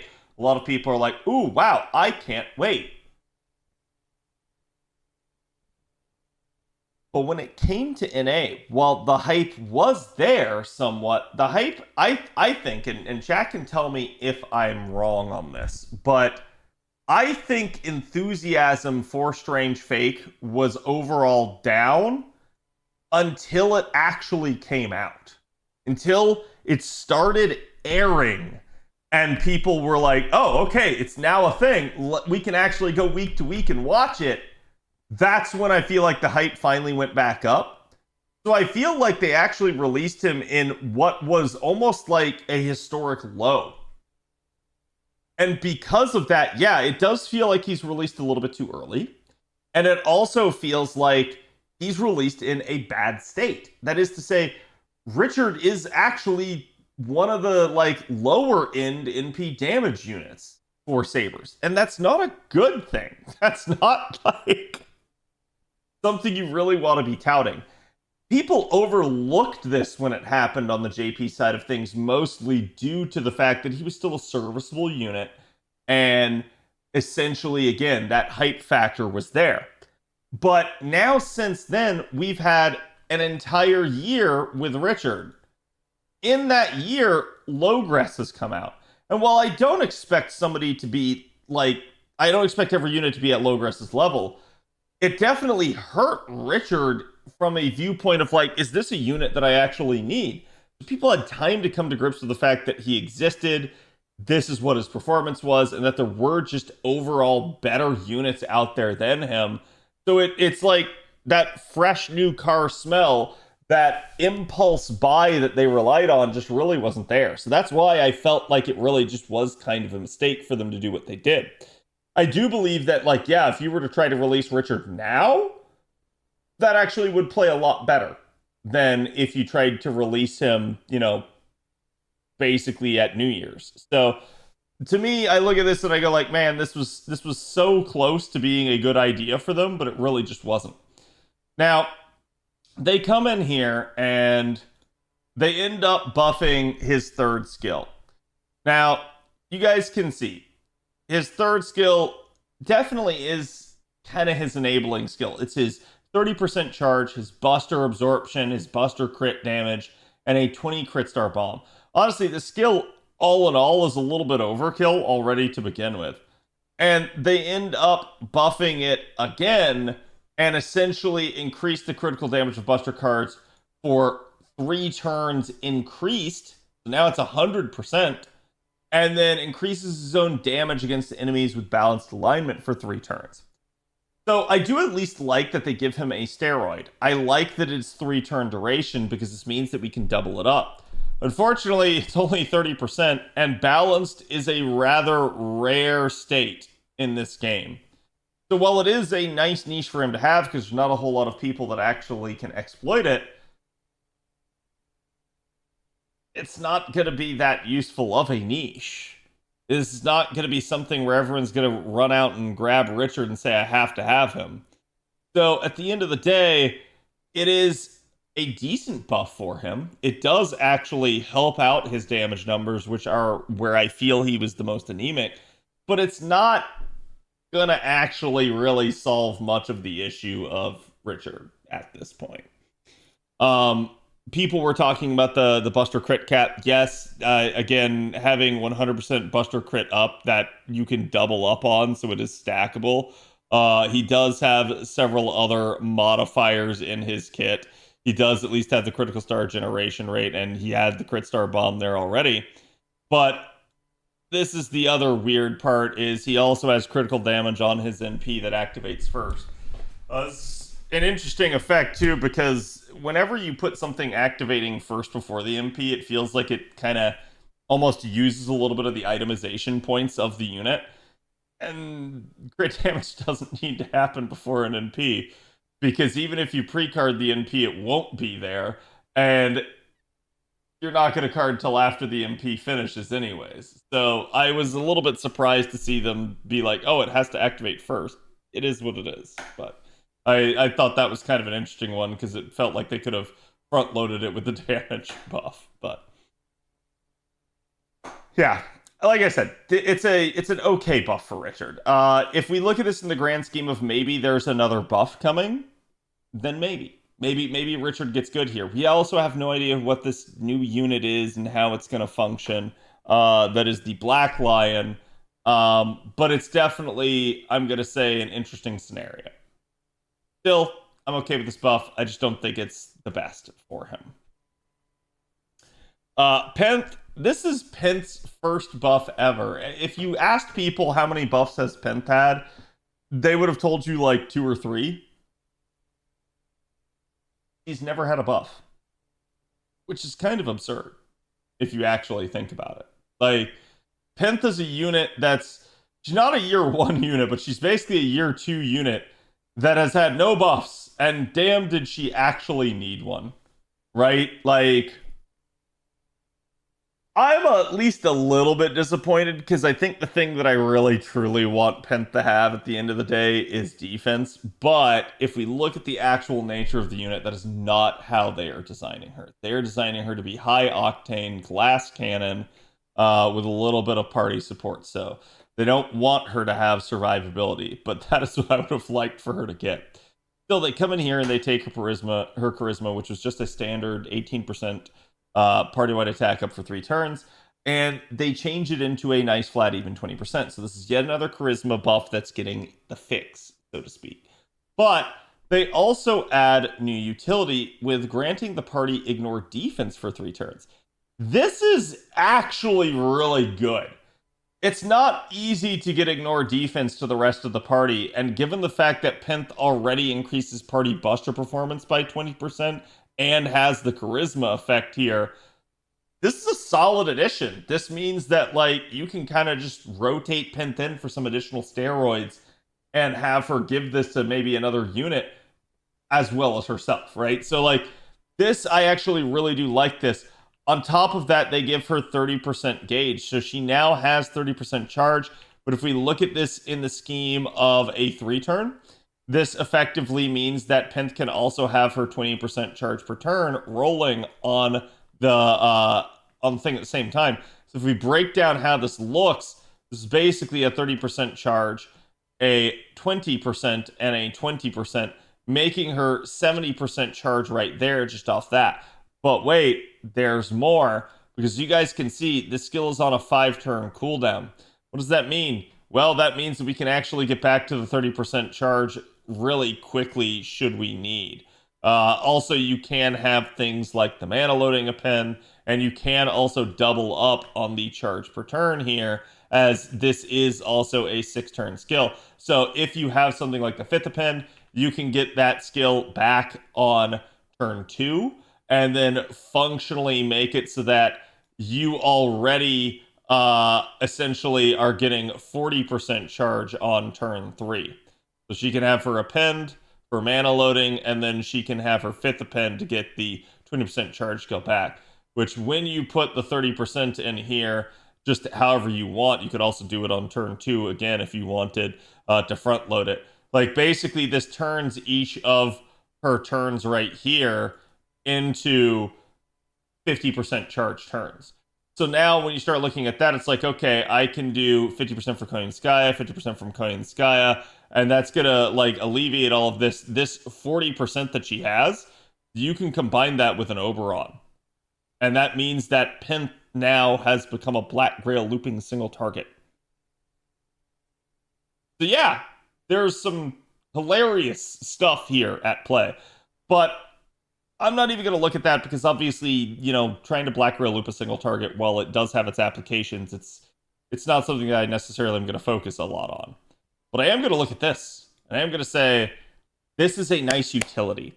This utility makes Penth stand out. This makes Penth get brought to nodes. This will be good. It's not necessarily going to be something for farming, obviously, but this is going to be something for challenge fights.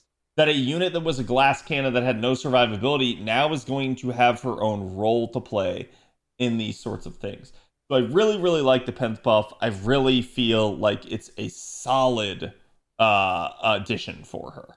And this actually does, to me, change her quite a bit in my mind. Hello, Ryan. She gets more charge than Creamhill does a triple buster NP. That feels so wrong in a good way. Yep. Welcome to literally current year FGO, right? So those are your buffs. I don't really have numbers for you, but I do have numbers at least on Hippolyta and Prelati. I honestly, chat, what do you say we start with Prelati, since Prelati's the complex one? So Prelati is a caster. This one's definitely a weird one because it's kind of a 2-in-1 servant. There is a male and a female version, and we can switch back and forth. So just to understand, both are arts units. I'm not going to go like super in depth on their kit and stuff. You guys kind of know I've gone over this sort of thing so many times. Basically, just basic observations here. The attack is actually not that bad for a caster. That doesn't necessarily look high, but we see a lot of casters that have very low attack stats. The HP value is a little bit anemic there, so we'll take a look at the kit and see whether or not that's a concern. Death rate's a little bit high, but nothing too crazy there. Chaotic Evil, what a shocker. Basic traits: Divine, Humanoid, Servant, Seven-Eyed Servant, Weak to Animal Elish. They actually don't have a whole lot of traits. That's interesting. The Divinity one is also interesting there, because Divinity is a very exploitable niche, so that one is what it is. Deck actually looks pretty good, especially if we look at her NP charge attack rate here, which is not good at 0.4, but I'll be the judge of that as we move through the kit. So, looks like there's party-wide utility, and I do know that this sort of thing changes depending on which form that we're in. So, that's something where, from what I've heard, the male form is essentially the more party utility form. The female form is the AoE damage form. So basically, we're going to approach it from that standpoint. So this grants party invincibility for 1 turn, reduces all enemies' critical attack chance for 3 turns, inflicts terror status 1 time over 3 turns to enemies, and then a chance to activate the debuff below every turn, which is just the stun. So it has a 500% chance to transform self into Francois or Francesca, depending on current form. So my understanding of this is that basically this allows Prelati to either, like, let's say it's already male. It can either switch to female or stay male. And then similarly, if it's female, it can allow you to switch to male or stay female. So it's a fully like customizable experience in that regard. You can pick and choose, you can switch back and forth, but again, the skill is on a 6-turn cooldown, so unless you have cooldown reduction or you're in a fight for a long term, don't expect to be flipping back and forth very much. The crit reduction goes down to 30%, the activation chance is up to 40%, so it is what it is. Alright, taking a look at the second skill here. It charges the party's NP gauge of 30% and increases own arts performance for 3 turns. So I would probably wish that this would be party-wide since this is the support, but I get it. We can't make the unit too strong. So again, this is Francois, the male. This is basically going to be, again, like the party-oriented version. For Francesca, this is a charge of her own NP by 80%, so there's a whole lot more charge here.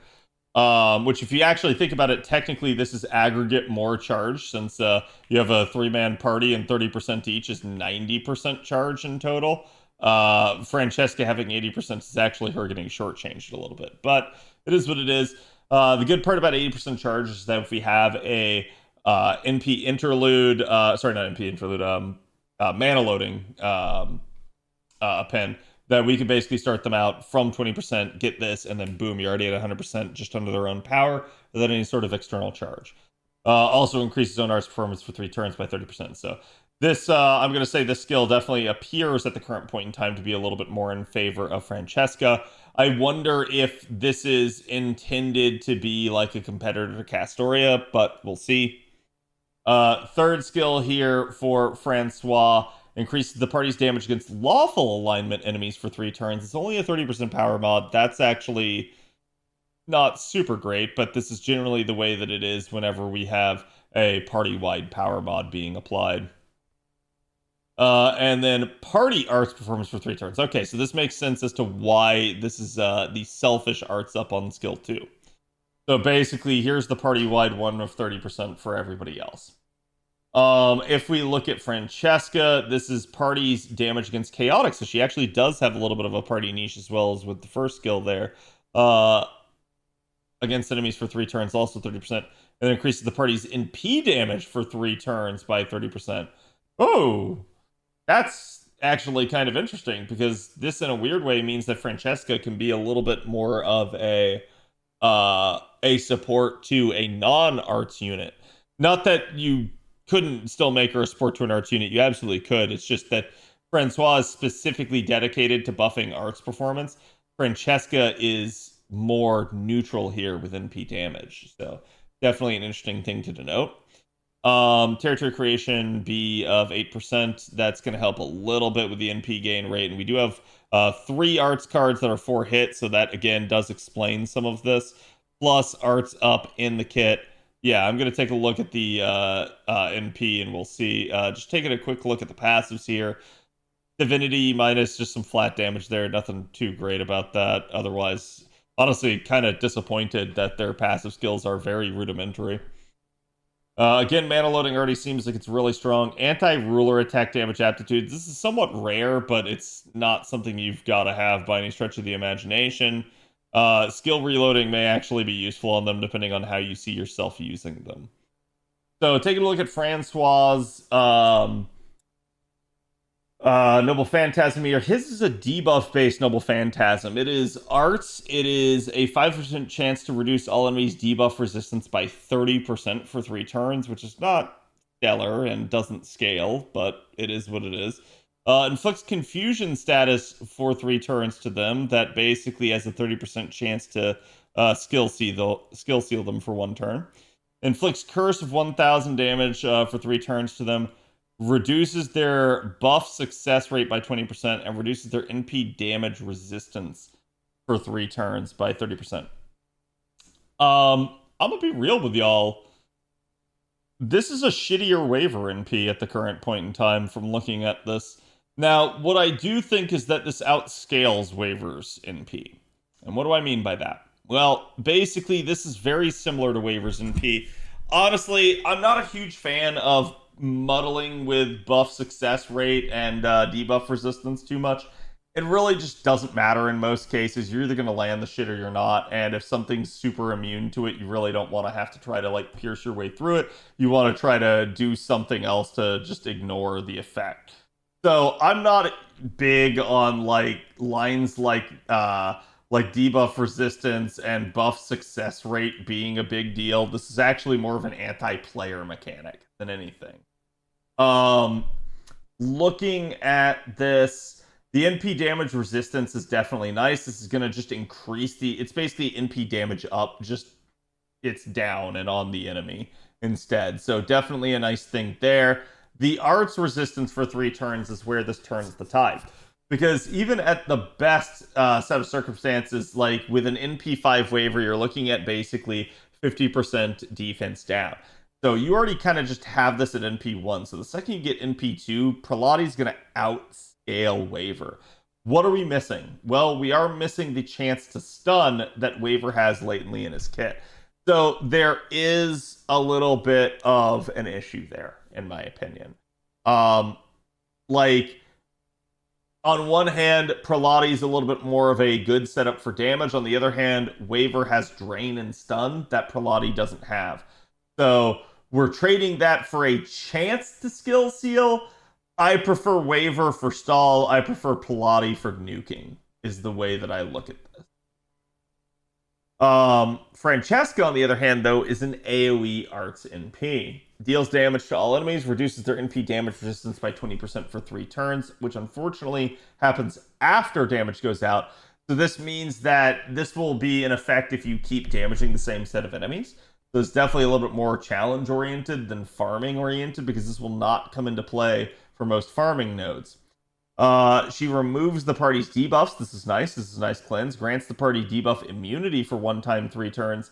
And increases the party's buff removal resistance by 100% for 1 time 3 turns. Yeah, I hate to say it, but female Prelati just has absolutely the better Noble Phantasm as far as I'm concerned. This just right here from the laundry list of effects seems like a lot more actionable and useful effects compared to basically what male Prelati did. I actually like the fact that you have a spammable party buff removal resistance on a Noble Phantasm. That right there, alongside the debuff immunity, that has value. that is something that you can really kind of like get behind, especially with the cleanse there. So you're going to cleanse any debuff on you. You're going to immunize yourself from any future debuff, and you're going to make it so that they cannot remove your buffs. So I actually really like this one, and this actually raises up Francesca in my mind as a support compared to Francois. I'm actually a little down on Francois now and a little bit up on Francesca. I think keeping Francesca in that form is probably the better play. She deals extra damage to enemies with mental debuffs, of which she can provide herself. Literally, where was it? Yeah, the terror status itself, chat. So skill 1 will trigger this effect for mental debuffs. So she has her own super effective modifier that she can forcibly trigger. Obviously, an enemy could be immune to this, they could resist it. So there are some circumstances there where you may want to have somebody else handy that can provide a mental debuff or can at least facilitate her landing it. But yeah, this definitely feels like she got the better end of the stick as far as I'm concerned.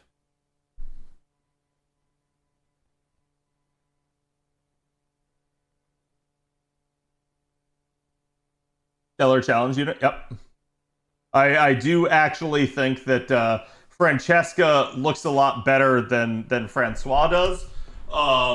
We'll see. That may be something, and it's interesting because obviously we have a unit here that is kind of bifurcated. They are both male and female. They switch back and forth in between, and they do different things when they do. But it'd be interesting to see if they ever felt like, I don't know, like Francesca didn't need a buff, but Francois did, and what they would do and how they would do that. So that's definitely an interesting thought process there.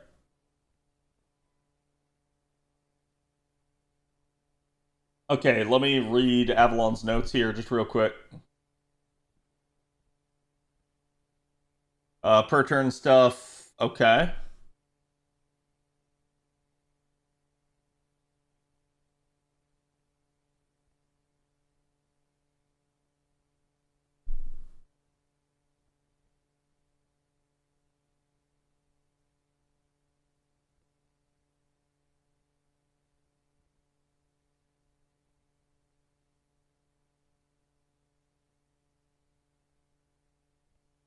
Okay. Chat, let's take a look at Prelati's refund numbers. This is only looking at female. The refund scenarios basically show the per turn stuff that she already kind of has. But essentially, there's no male Prelati in this because it'd just simply be more refund because it's even more arts up. So basically, taking a look at this just so you guys can see here. On the right side, we have an all enemy 0 out of 15 refunds 68%, 3 out of 15, which means you killed the wave. And it's a 3 enemy wave. Refunds you 75%. You're not likely to get full absolute refund with just double Castoria against relatively neutral enemies here. Assassins would be even less. Berserkers even less. And then technically you can do Francois skill 3. So that is something that you can do with Prelati here, basically, as Avalon's indicating. You can essentially say, hey, I want to pop skill 3 in Francois' form, then switch to Francesca. So doing that gets you even more arts up.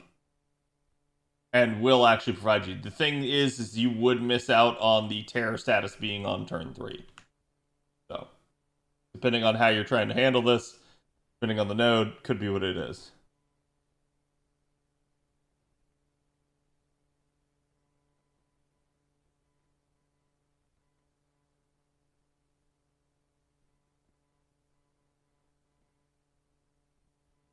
Two times Prelati does more damage than 2 times Castoria, from what I've researched.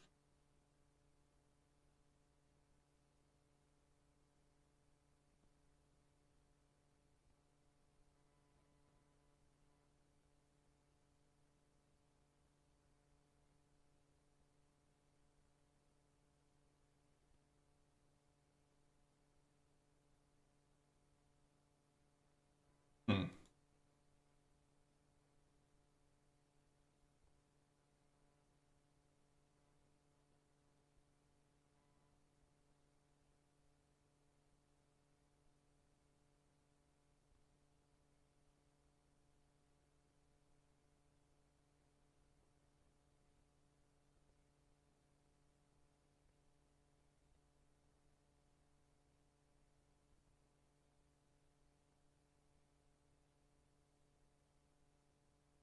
It shouldn't.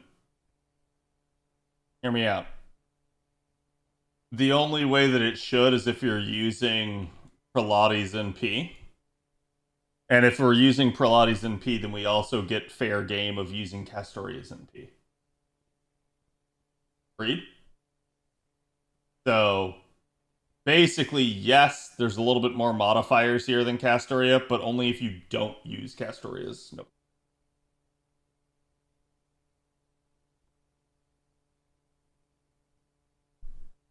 One male, one female has some interesting applications. That I could see as well, if you're relying on the whole, like, NP damage stuff.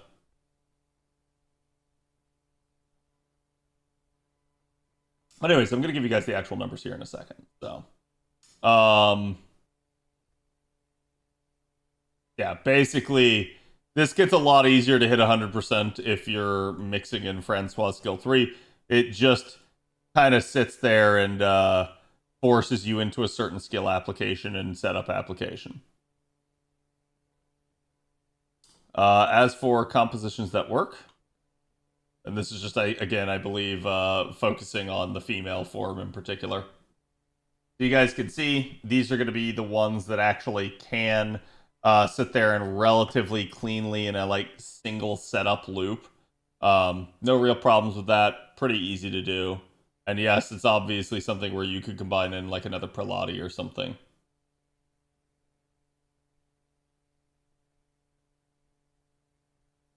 How much farming is needed to open quests needed for ride quests? Wait, what do you mean?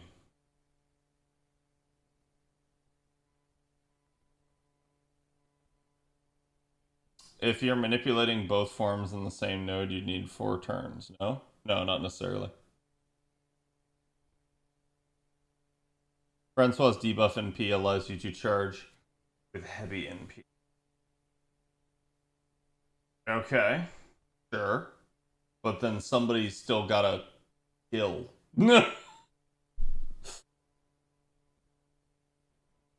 Here's your actual self buffs. So again, just Prelati under their own power here. Normal damage not looking so hot. Mental damage pretty solid. Chaotic pretty solid. Chaotic and mental very solid. And then same thing, you just mix in lawful and mental. It is dependent on which form we're using. Because again, so if you're wondering like how that's a thing, chat, right? This depends on whose third skill you use. If you're using Francois, you get anti-lawful. If you're using Francesca's, you get anti-chaotic. You can do things where you pop these skills and then switch. So this does mean you can kind of pick the better of the two later 2 skills. You can choose which of the effects that you want. That's something to keep in mind.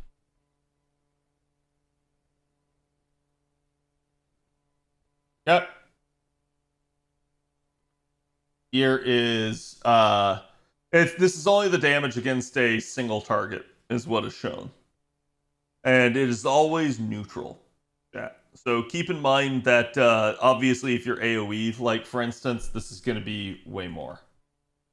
Or wait, sorry. Yeah. Yeah. I had to think that. I was like, did I just stick my foot in my mouth? Again, this is looking at the difference between male and female skill 3s. Otherwise, it's double Castoria Oberon, a level 100 Black Rail. And the assumption is obviously that it's a female in NP, right? Because the male one doesn't damage. So, when we're looking at this, honestly, our normal numbers not looking so hot here. but keep in mind that these are neutral numbers. The thing that I'm going to point out is that if you're gonna roll for Prelati, you're not doing it for the damage output. You're doing it for the flexibility that this unit provides. You're doing it for the kit that they bring to the table for challenges. And you're doing it for the fact that you actually can kind of come in here and utilize one or the other. So it's giving you access to a lot of things. To me, I still think if you're going to roll for Prelati, the female NP here is your big claim to fame. This one actually is really going to help out in certain challenge scenarios. Obviously, Francois can be your setup guy with his NP, but to me, this one's truly where a lot of the value is.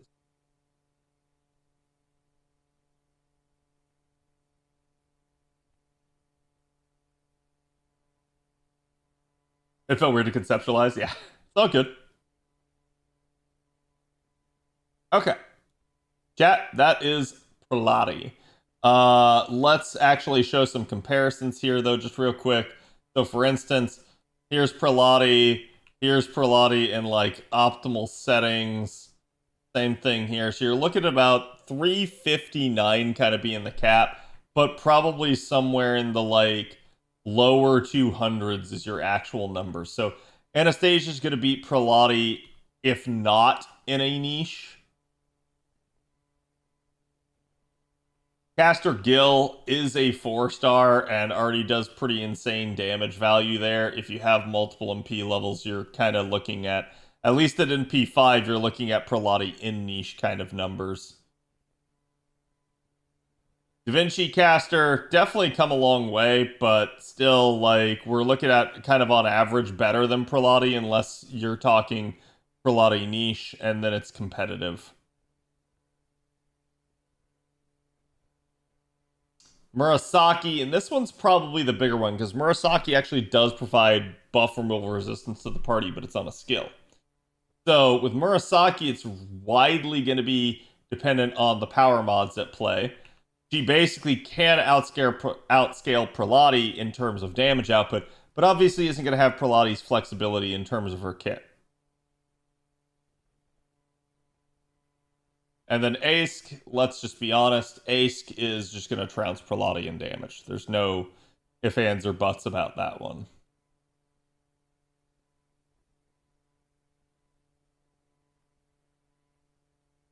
Zara, thank you for the sub.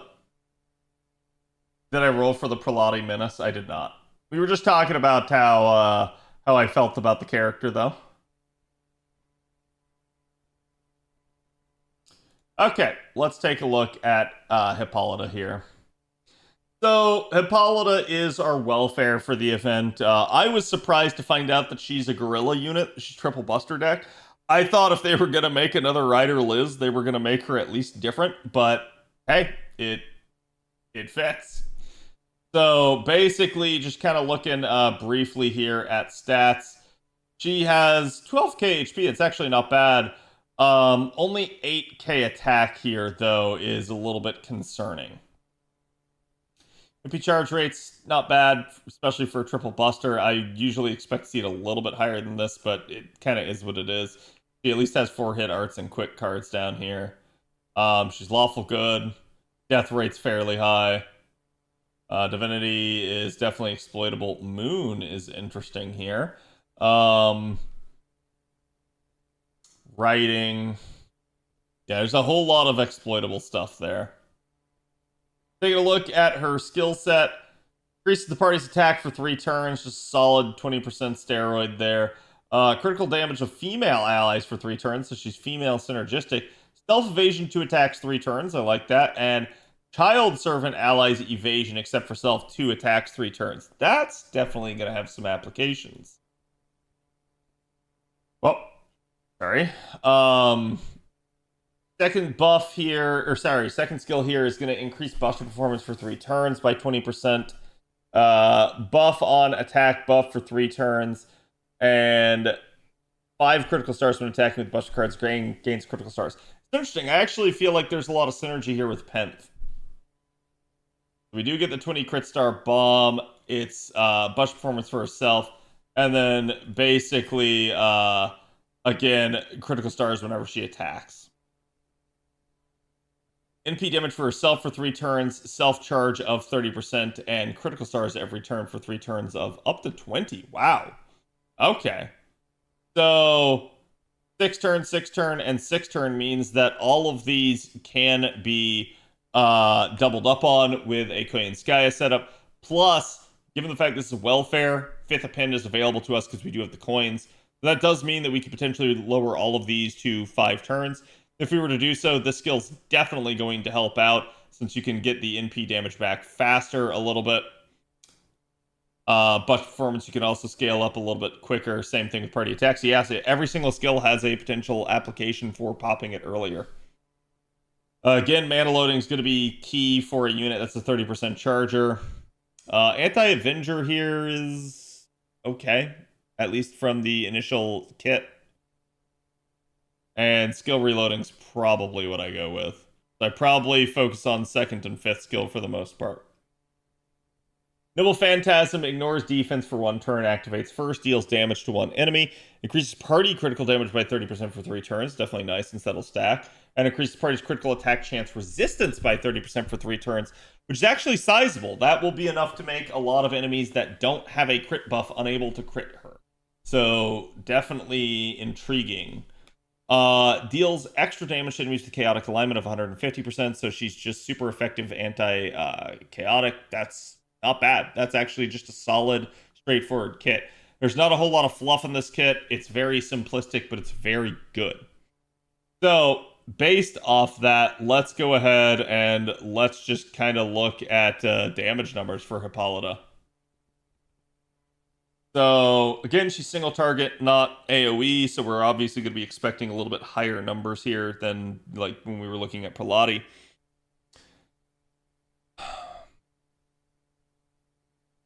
And we are guaranteed NP5 as a welfare, so 58k is our actual number there, and then anti-chaotic is 87k. That's spicy.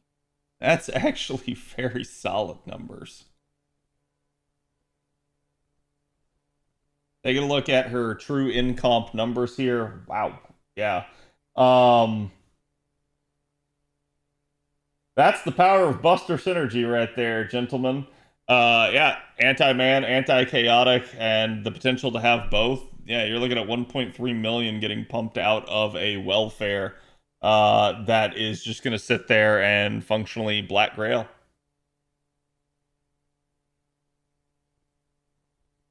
Which actually... No, I'm sorry. I believe these are flip-flopped. I think this is supposed to be Black Grail, and this is supposed to be Cranking.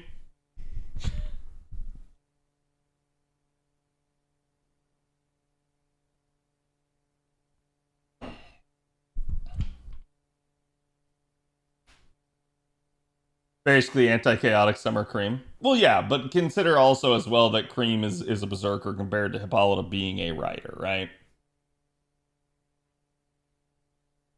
I don't know, Prophet. I haven't watched the anime.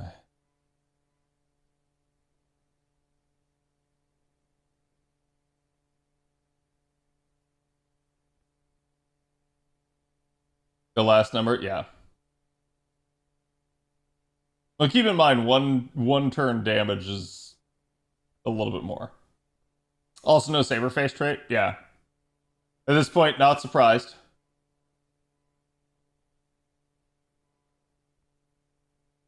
However, there were several people that came into chat to try and rant about that. And I'm like, fuck off. I don't know why people feel the need to like come to me to do that sort of thing.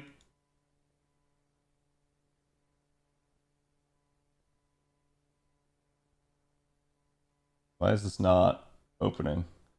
Okay, so for comparisons, there's Kentucky Rider chat. So, Kentucky Rider at this point,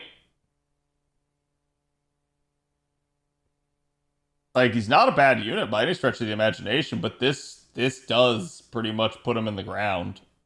Like, Kentucky's going to be good for getting back to another MP. Kentucky's going to be good for star generation stuff, but I mean, you have Hippolyta that pretty much does everything that he does, has a niche, and has stars that generate automatically. So, Kentucky Rider, I'm not going to say he needs a buff, but I am just like, wow, at this point about the power scaling of Hippolyta. Ozzy, by comparison, chat. So, to put this into perspective, Hippolyta, no niche, dealing about 600k, beats Kentucky in actual numbers there. Without a niche, will lose to Kentucky just ever so slightly, but considering man and chaotic are both very common, this means that a good chunk of the time she'll just beat Kentucky there. The comparison here, though, is that Hippolyta is standing toe-to-toe with Ozzy, and that should terrify you guys, and potentially has the ability to double up on niches and outscale Ozzy. So, please understand, Ozzy is the game's strongest cavalry unit, at least single target wise. Only really kind of competed with by like, Melt and the like. So, well, actually, I think Comma as well at this point. But still, like, yeah, this is pretty natty when you start considering that a welfare just came out that I'm not going to say power creeps him, but as is actually approaching his numbers.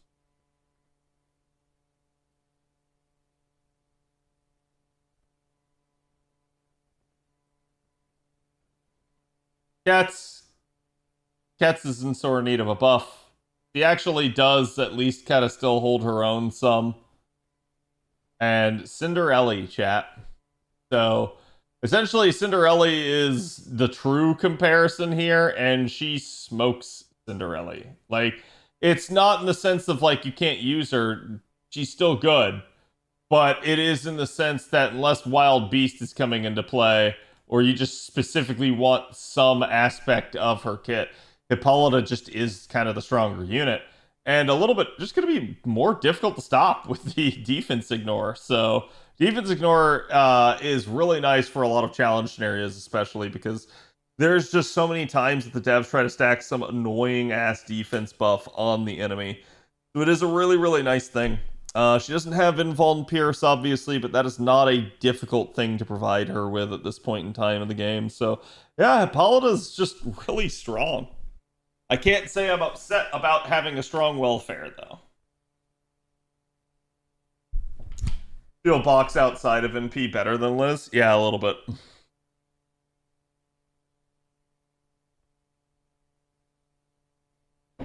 Welfare power creep in a 5-star. To be fair, it's always supposed to have been the case that NP1 of a 5-star versus NP5 of a welfare are basically supposed to be relatively equal with maybe a slight edge to the welfare. And it's only supposed to be when you get NP2 of the 5-star that it beats the welfare. So, Hippolyta is a modern welfare made for modern adjustments. All our units are just lagging behind. That's really all it is.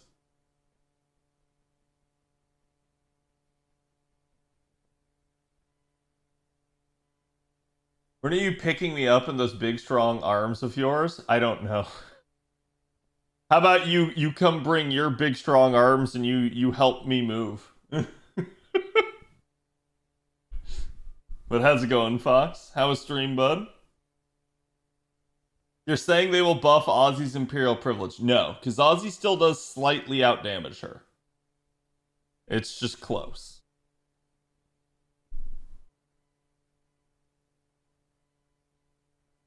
Be there in 15 minutes. Damn, bro invented the Hyperloop and didn't tell me about it.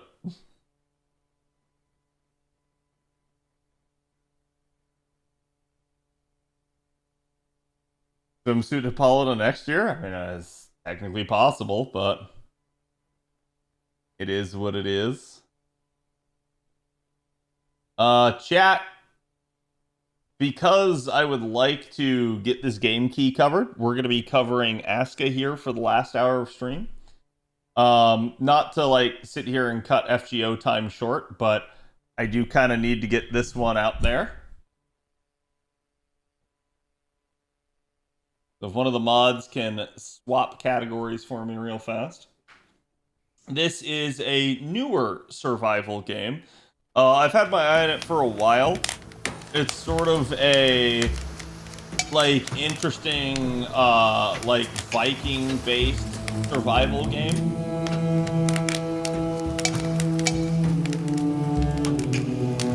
Why is it? Okay, I have to actually. Yep.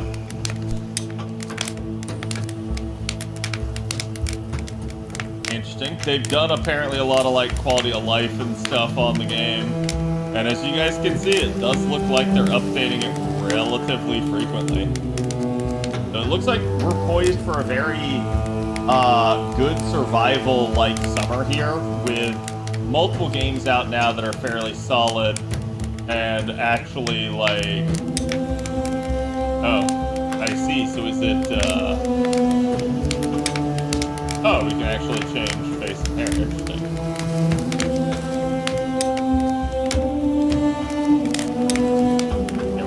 Natural one.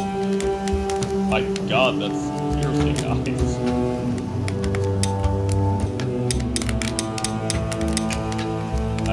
Not a huge fan of piercings in general.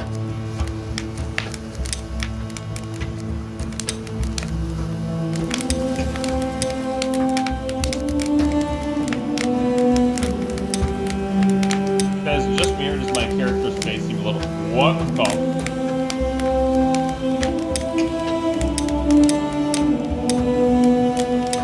Just me, or does my character's face seem a little derp?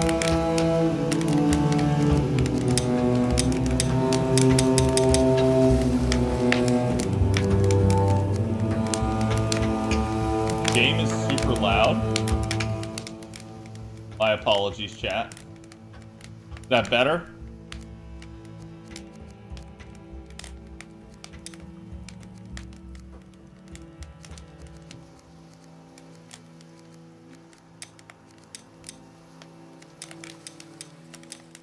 Huh. Could basically be an orc in this game if I want to. Which is interesting. I never mind having settings like this. What?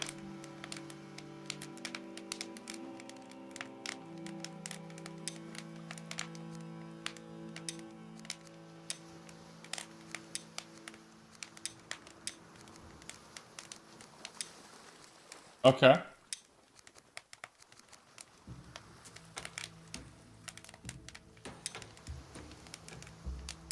Let's try it out. Fair and balanced world, designed by the gods, the way the game was meant to be played.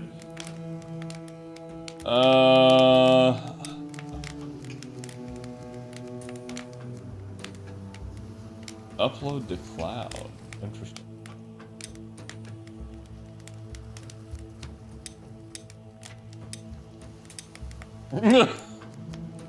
Okay.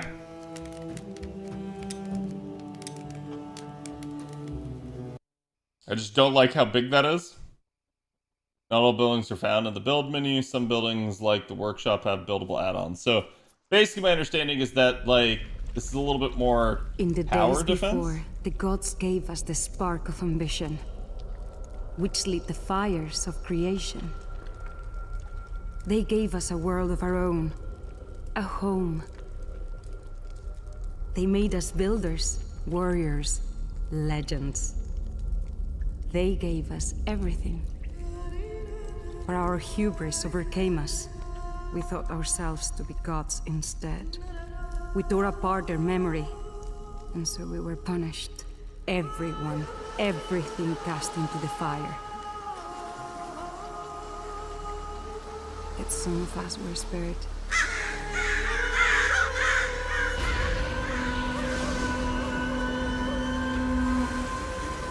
Do I get a ship? To start again. Oh damn, he pointing.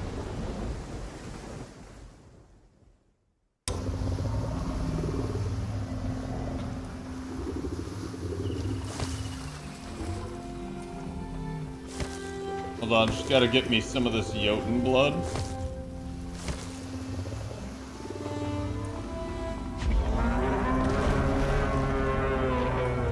Oh, okay. I thought he was about to, like,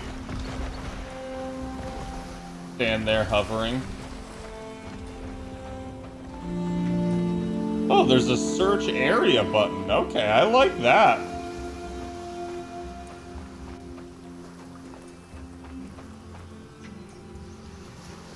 I don't like having to hold the gather.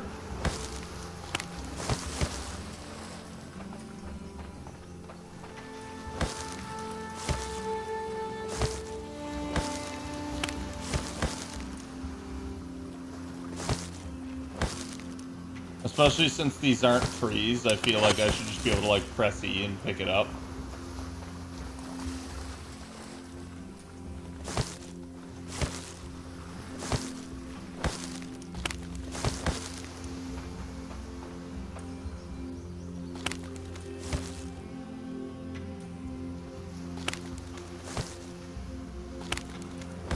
Interesting that the reads are a lot faster.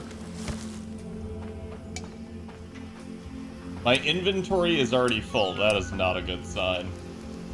That is very much not a good sign. So I can carry one large item, several medium items, and small items. Okay. What the...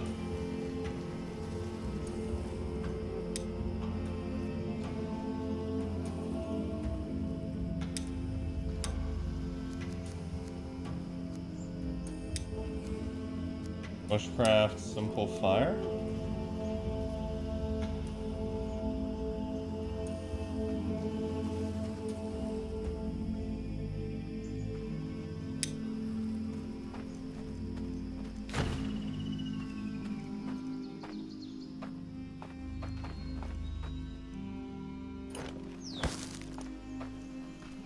Okay, so it looks like I have to go gather stuff.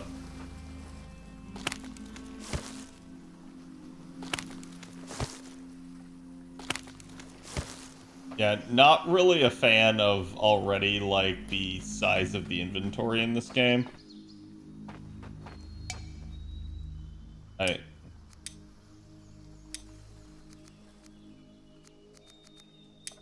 what does it want?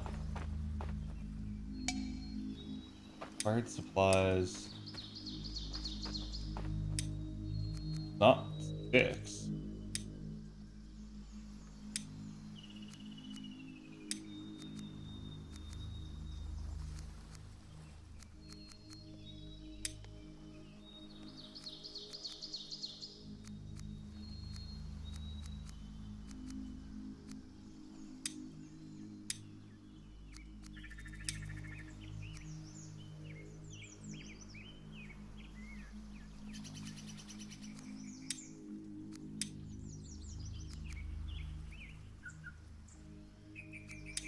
I am so confused, dude.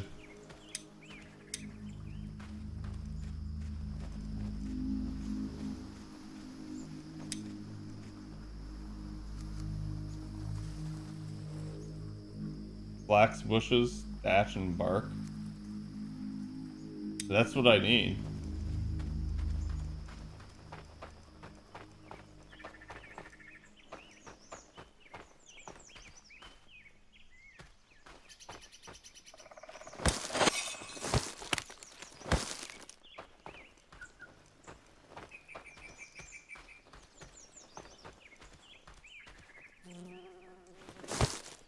Hey, that gives sticks.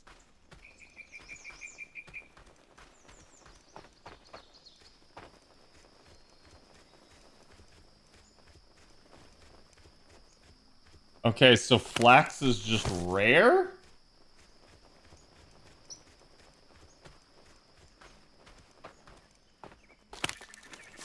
Or maybe I need to adjust my eyes.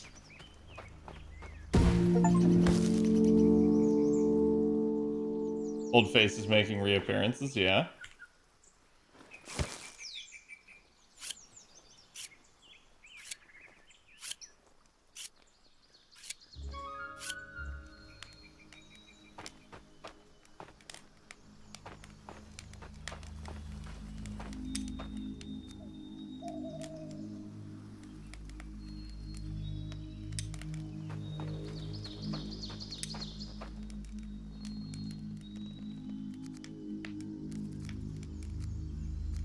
Small stone and sticks.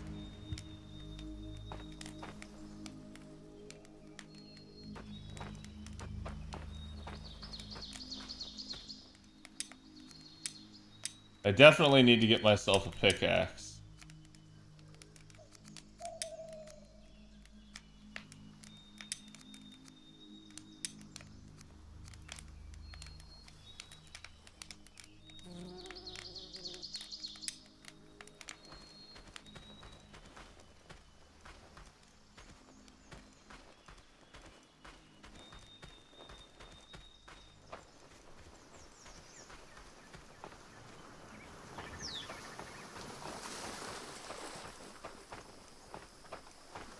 Game looks pretty beautiful, though. Give them that.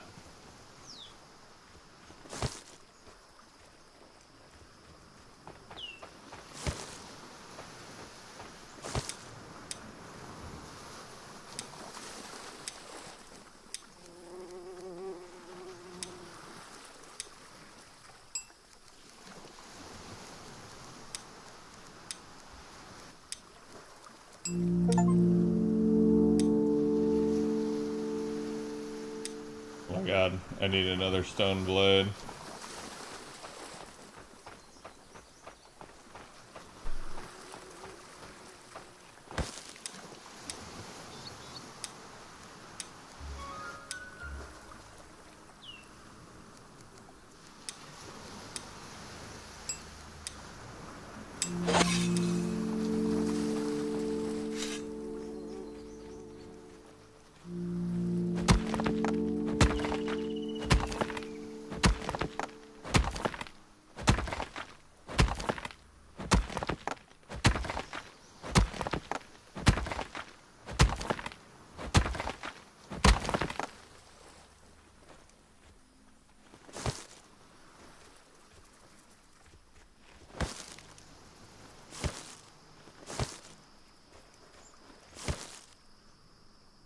I will also say that I do not like to manually pick up everything. This game could seemingly benefit from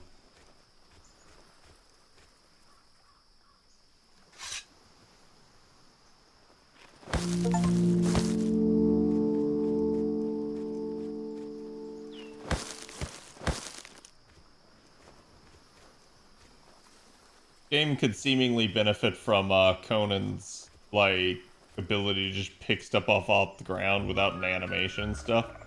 I understand they're trying to make it look realistic, but yeah, I kind of don't care.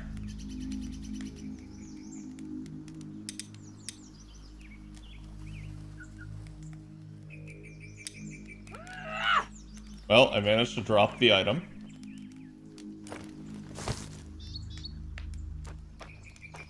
Okay, what am I missing? I'm literally missing another rock.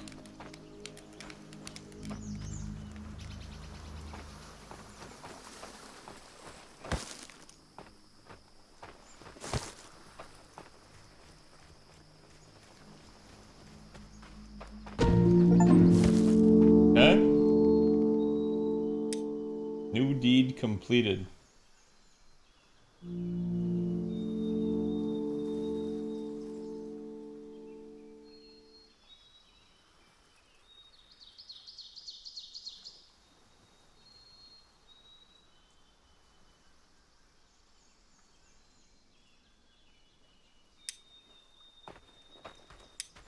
Build a shelter.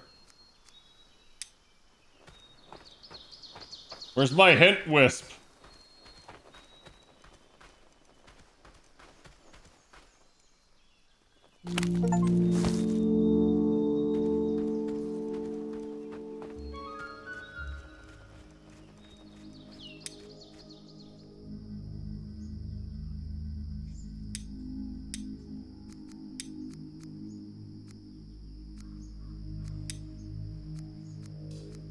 Damn, Chad, I need a wooden hoe.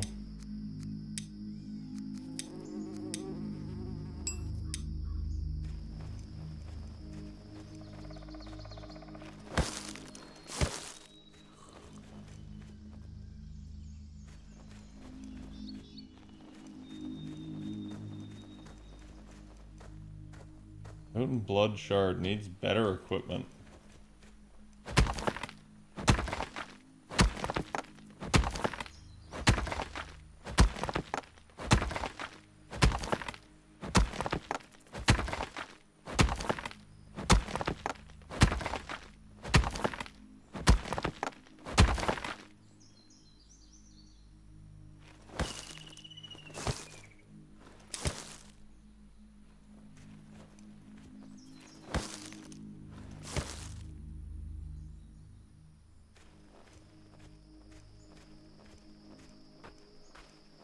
So, I love that, like, spring ends in 4 days, and I'm like, bro, I haven't even done anything.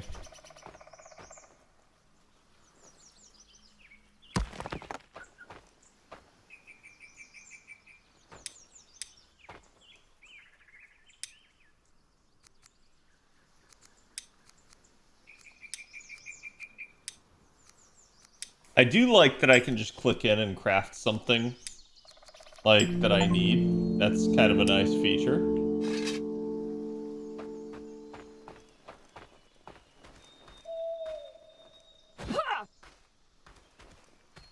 I don't like that the zone that I am spawned in literally has trees that are not good enough for my current axe.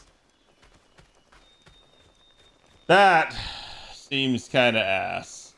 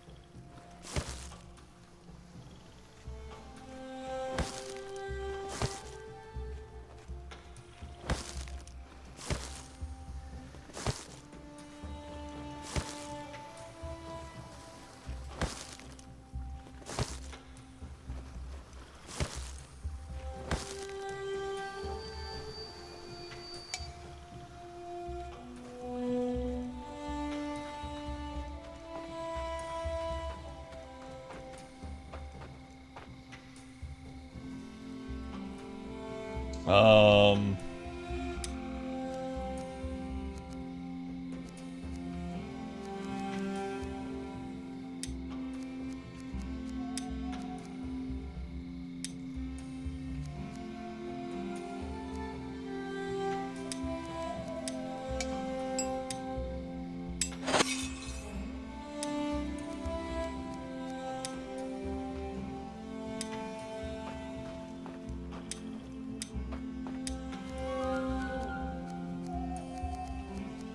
Yeah, this inventory space just seems so bad. Like, without the ability to craft gear for myself.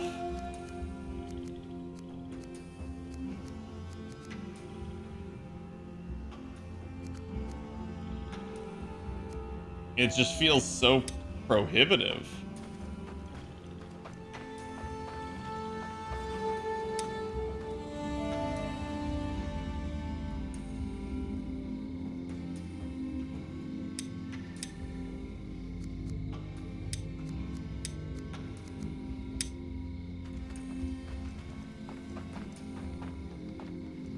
How do I rotate this? E?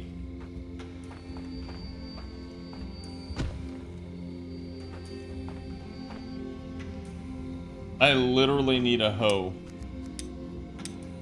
Damn.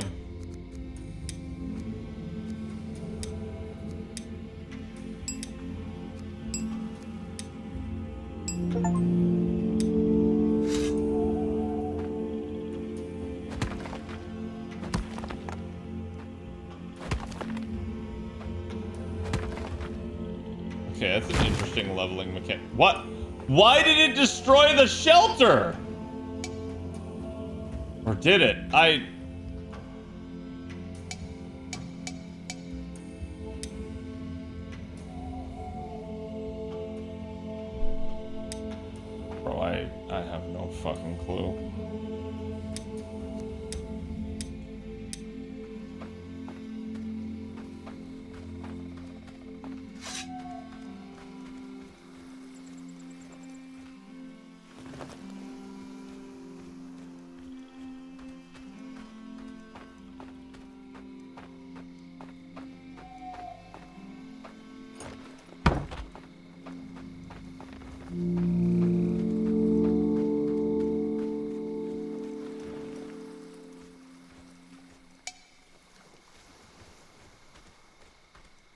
Interesting that you have to manually carry this stuff back. I think the biggest thing that's gonna be a little bit of a problem is gonna be that, like, I know the game has a mechanic where, like, you get besieged at night. So it's like, I don't know that I'm gonna have enough time to actually even learn the ropes of this game before I just get assaulted.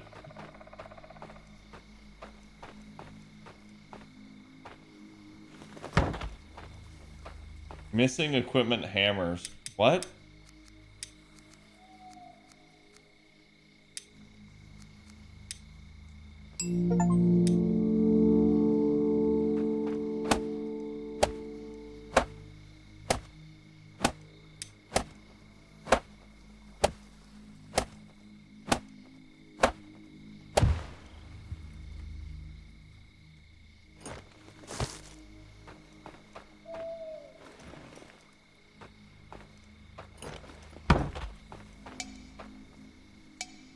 I don't like that it doesn't tell me what I'm... Oh, wait, no, okay.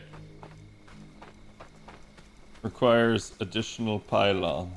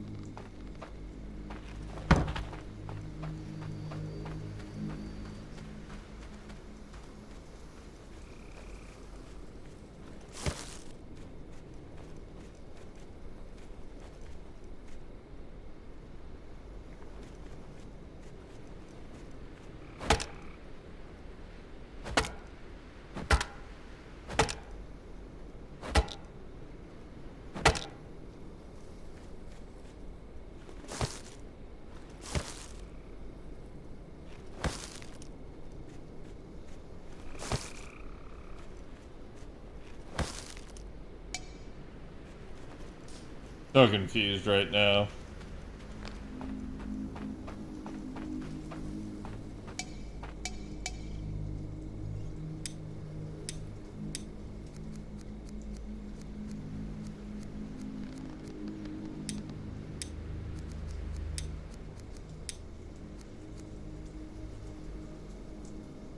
This shit needs a stick,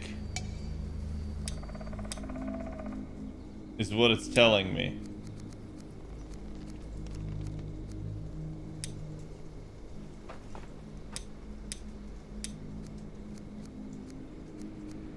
Bro, the fact that the tools actually take up slots in your inventory instead of going on your hotbar too is also... Yikes.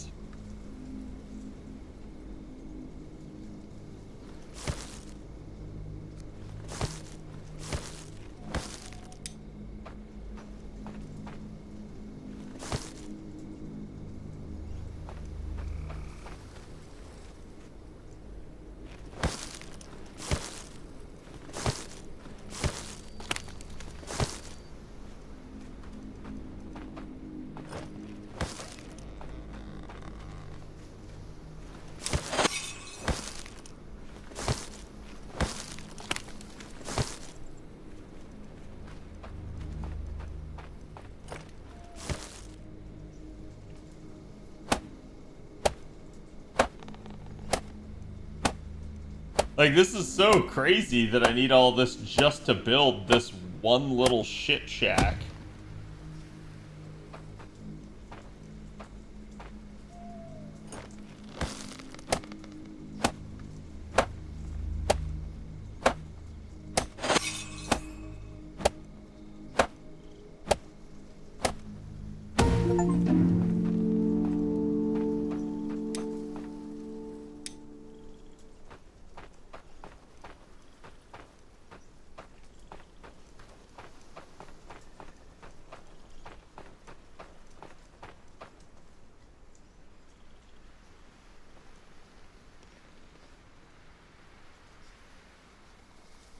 And now I'm sleeping, which is passing the time even further.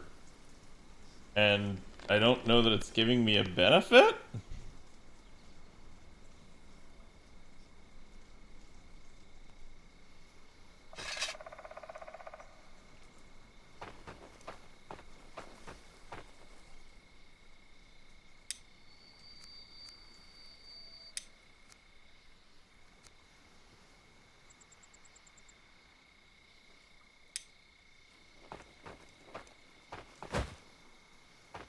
Like, it says it has a quest. Manage house yields nothing. There's no upgrades.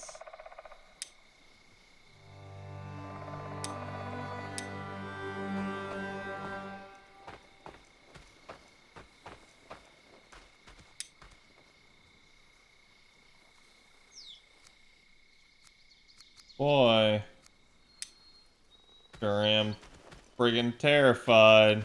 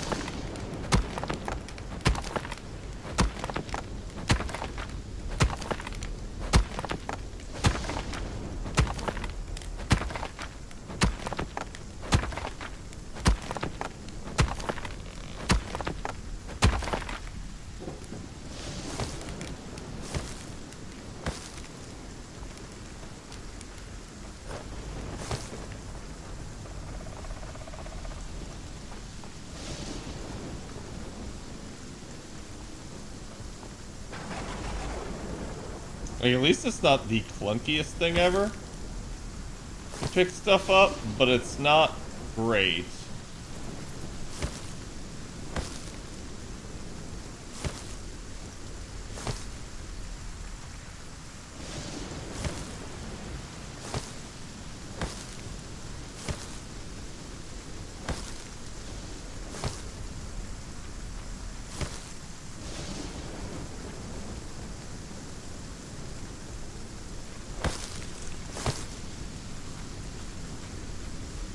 I ate an egg.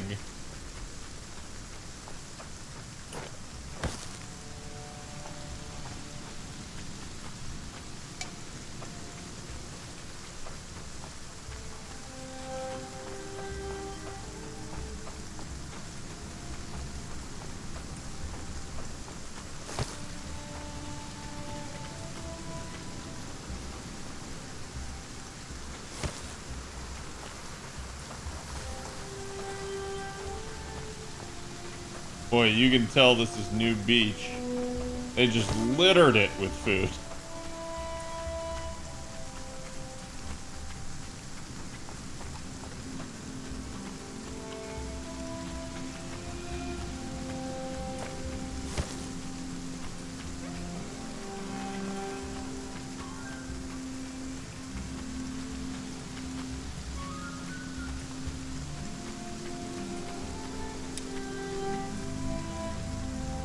I like how I figured out to build the Eye of Odin without it.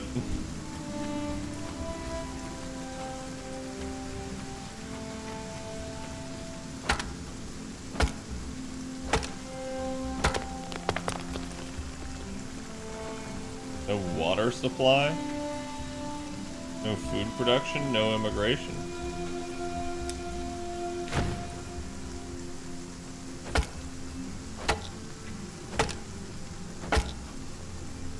Building looks jank, not gonna lie. It's immersive, so I'm not, like, super upset about it.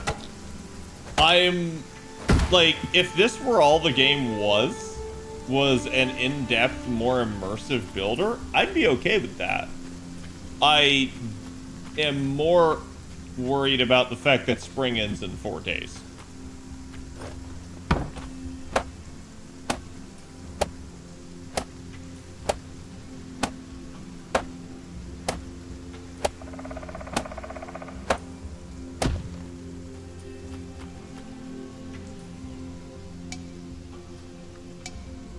What is that? Is that large stone? Fuck, that means I shouldn't have smashed the one large stone.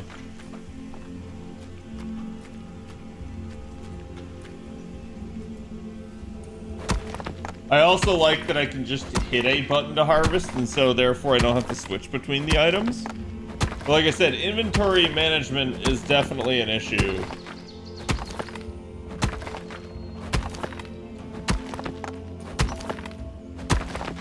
I was injured while I was working. Somehow.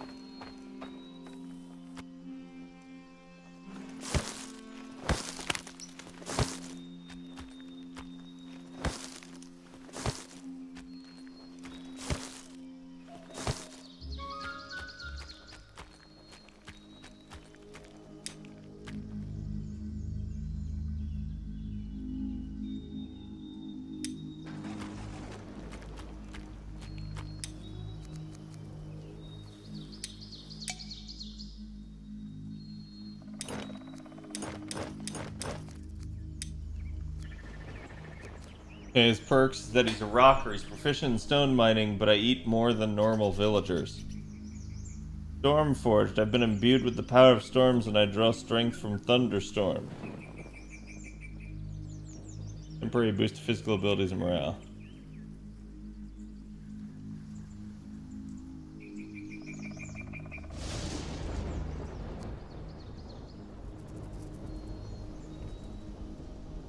Okay, we're gonna do Helga.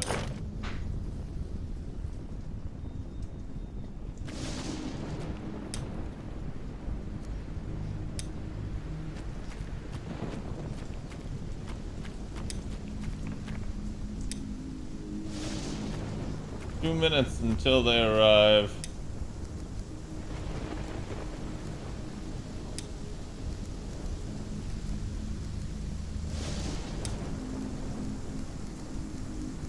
But I know that I need water and food.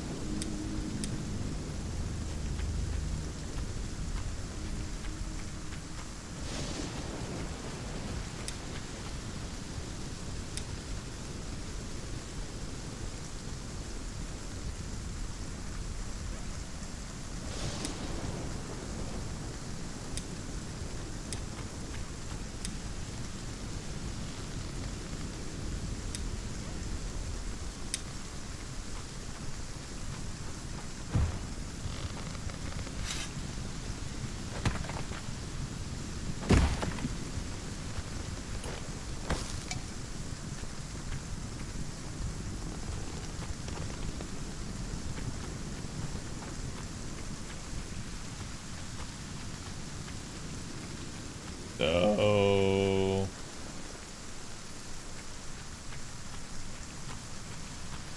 long stick.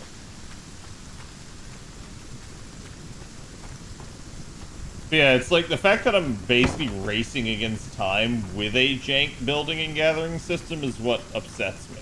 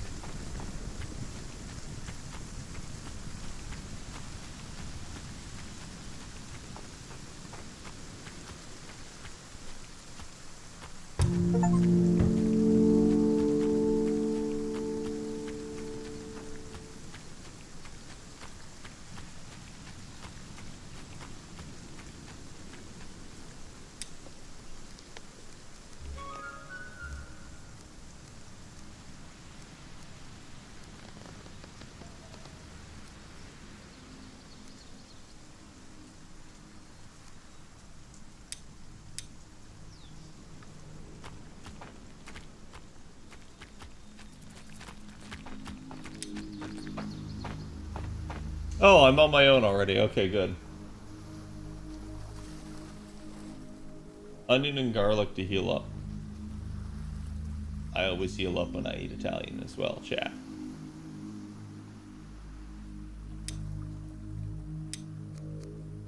Also, you kind of gotta give me a tutorial on how to manage the settler.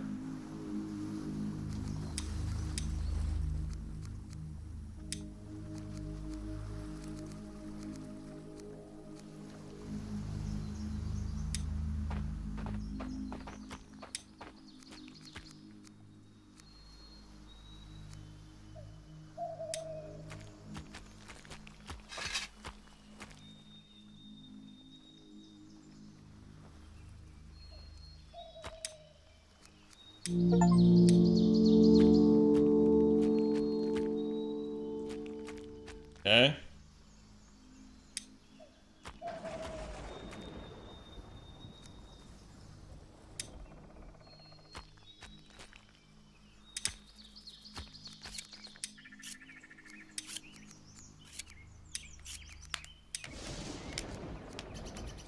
I need sticks and I need rope.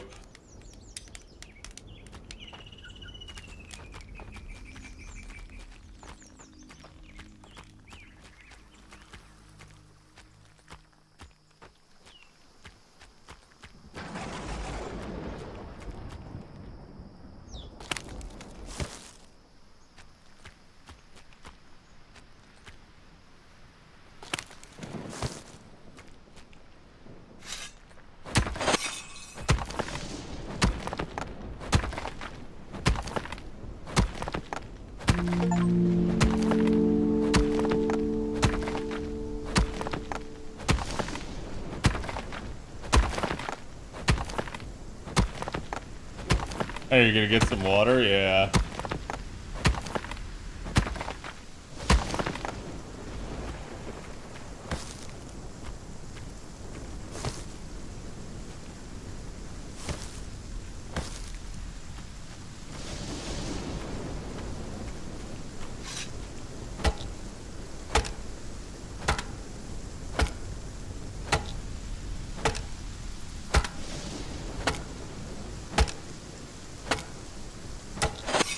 I can definitely say my character looks jank while doing all of these things.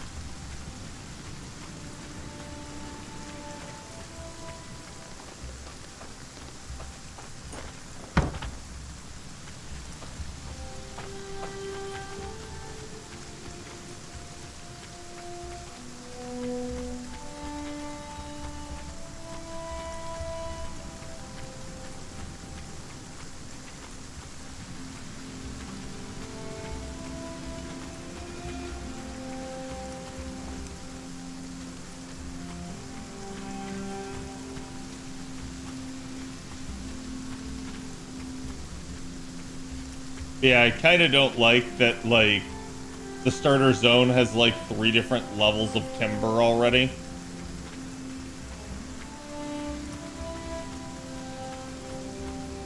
And bitch hasn't even worked and she's already on a break.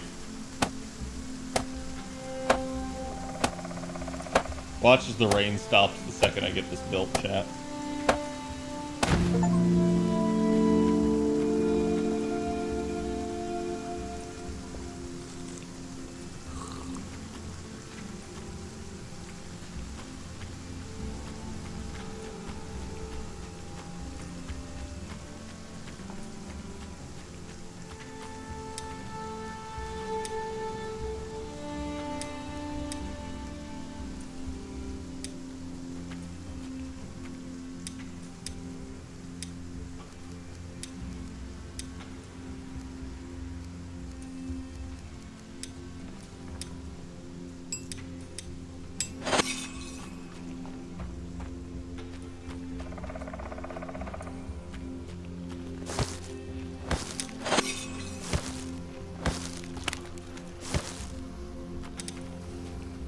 Okay. I'm getting the hang of it.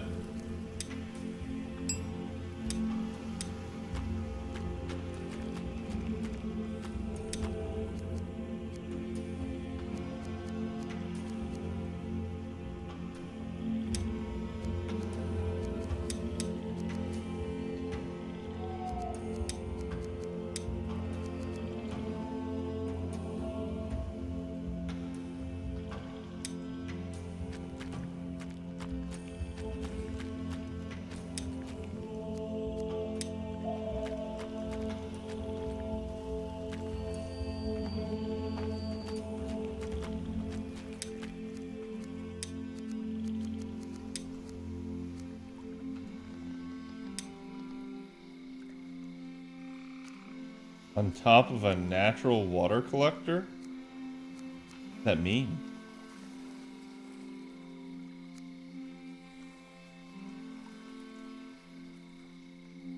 Oh. Okay. Well, shit.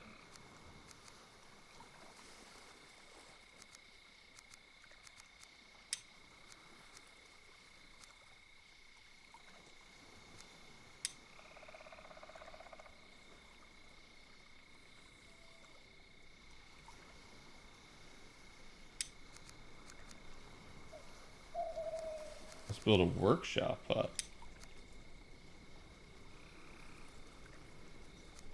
Bro, what?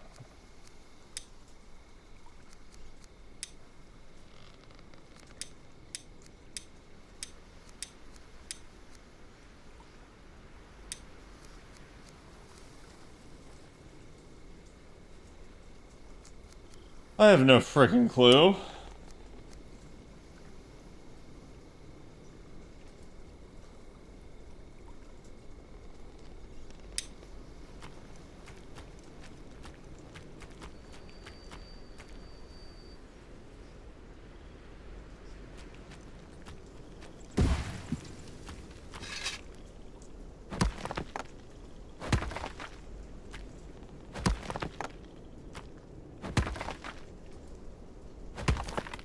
Yeah, it does feel like the building itself has way too many layers, right?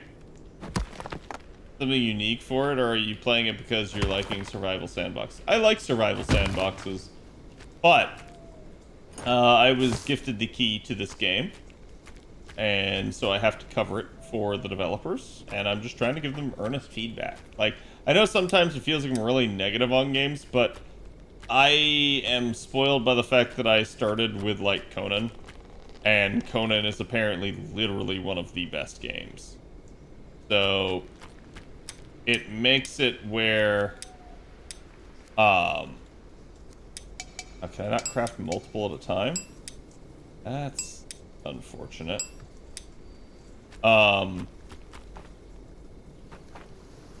It makes it where, like, I compare everything to Conan. And there's things that Conan does bad, too. So I also, like, laud them whenever a game does something better. but I'll be quick to criticize when they don't do something at least applicably as good. Like, I understand that not every game's going to be Conan exactly, right? So it's like I'm not expecting that. So, like, for instance, I'm not upset over the game having a more or less, like, jank building system. I am just worried about, hey, winter is coming and I'm going to die.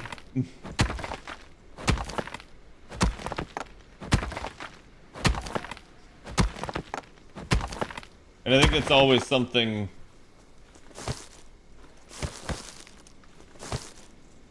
to concern myself with.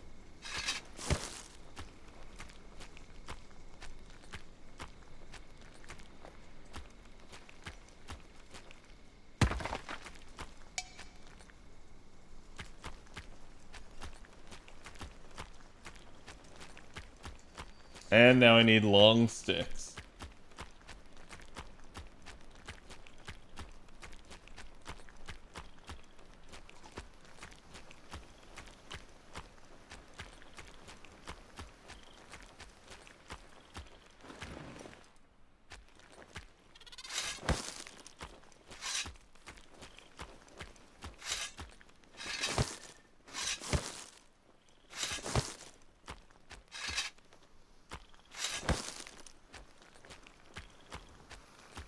But it's because I earnestly love the survival craft genre that I want it to improve. Like, I actually find the idea of, like, having a bunch of workers and, like, them, like, helping you maintain the base to be a really cool idea. But so far, nobody seems to be able to do it without it becoming menu hell. And that's the whole reason I, like, gave up on Soul Mask so fast.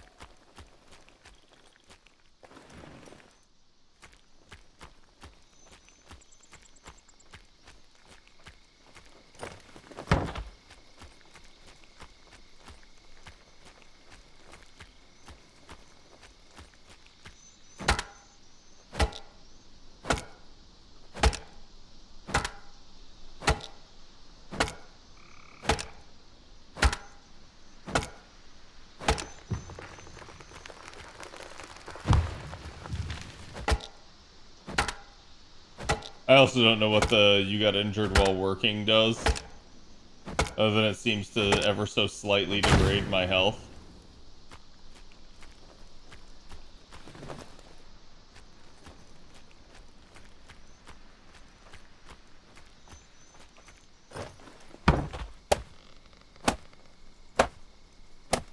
But, like, I gotta build walls around all this.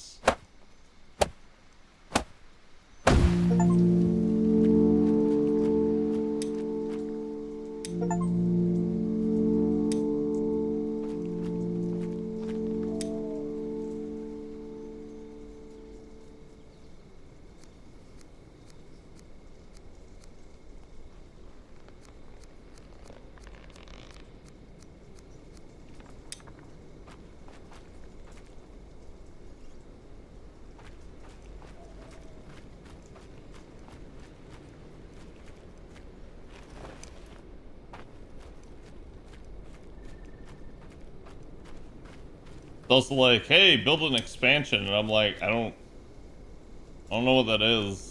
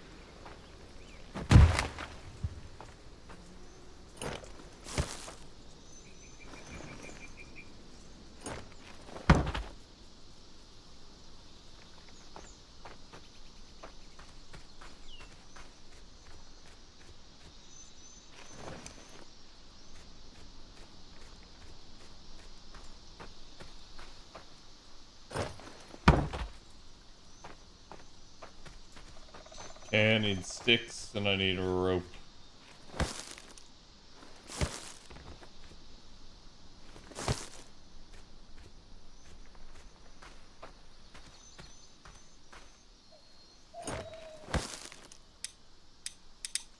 Um...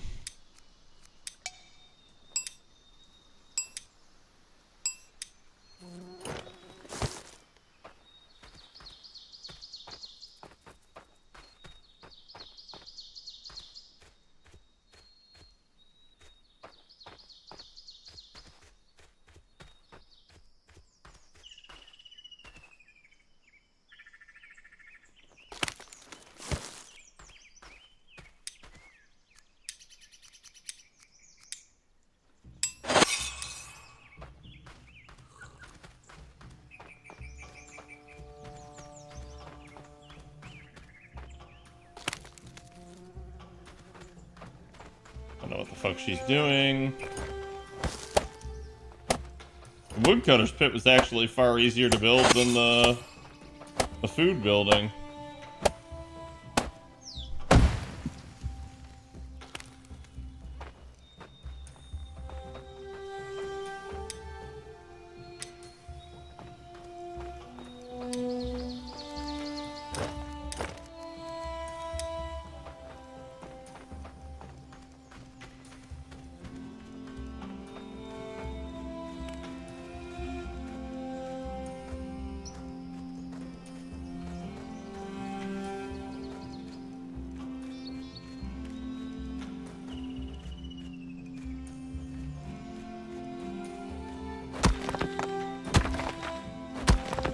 Yeah, I need to see if I can get myself another villager.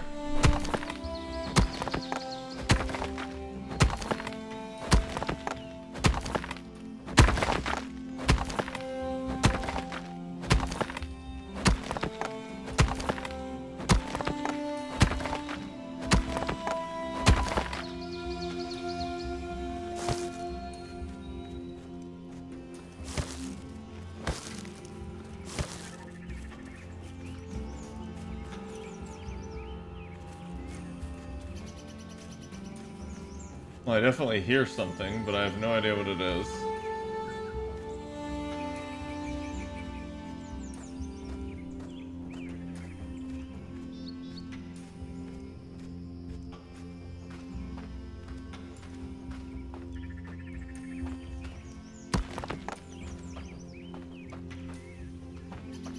Hey.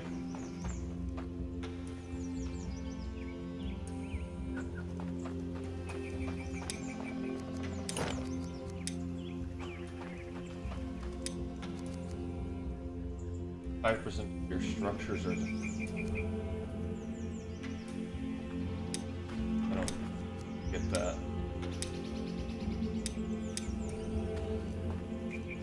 I just gotta find more of the Jotun blood.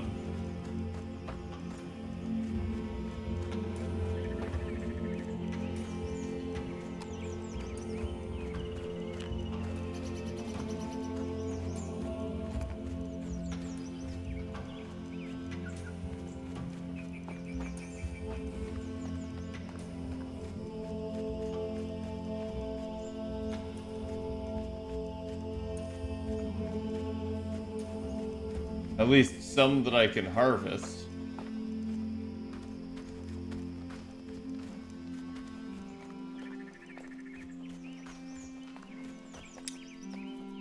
Because it looks like stone tools are just way too ass.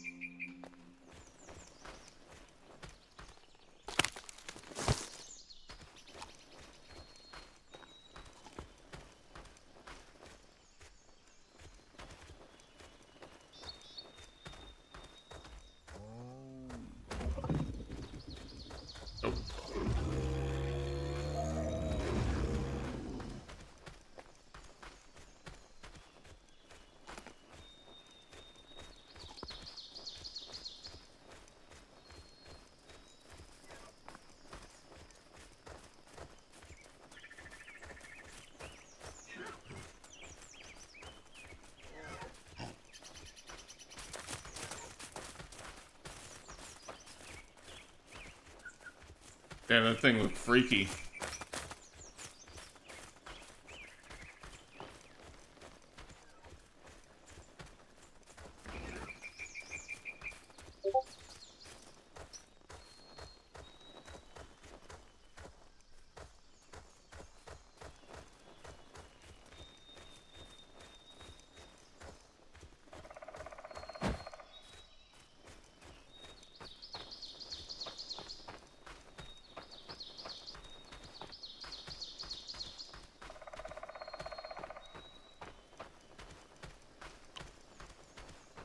Hmm.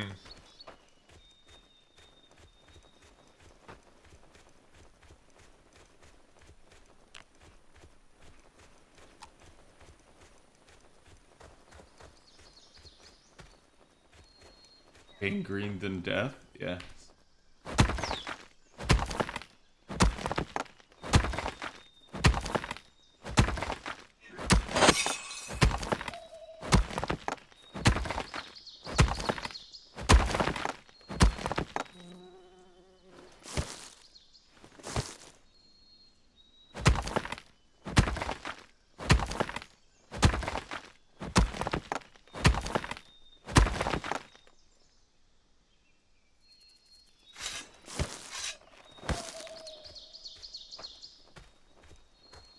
Well, at least I found enough to get me a another villager.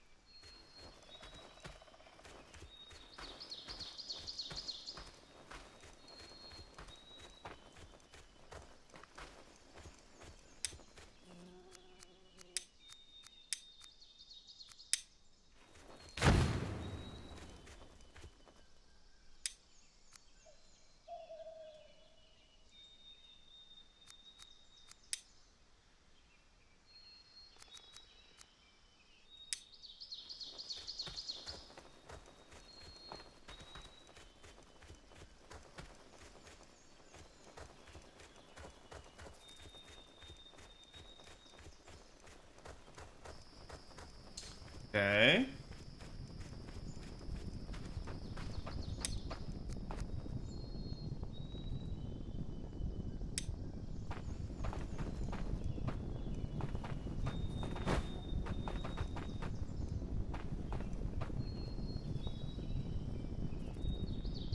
Huh. Picked up fiber. Interesting.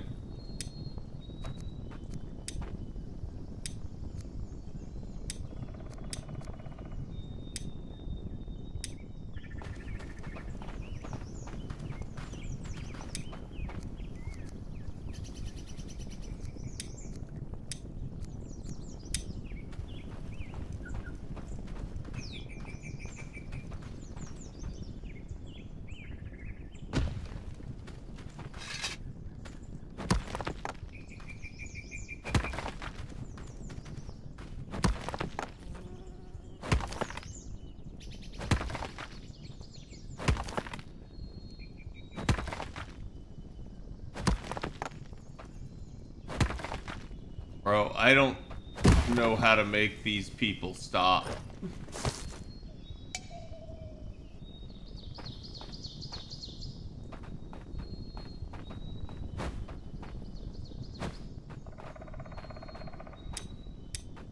And at this point, it's terrifying me.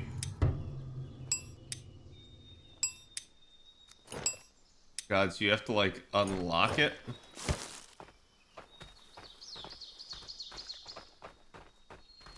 Wait, I haven't assigned you!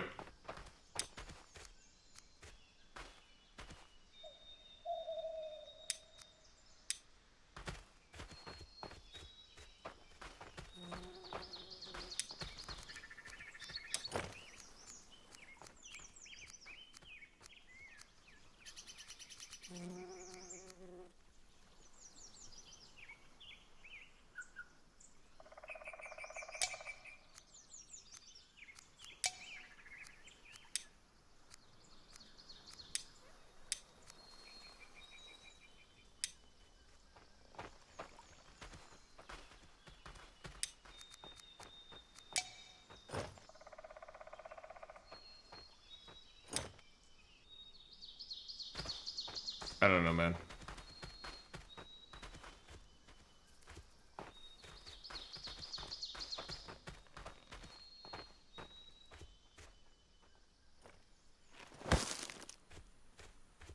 I do not get it. So at this point, we're gonna try building the stone pit. Seeing if I can get her...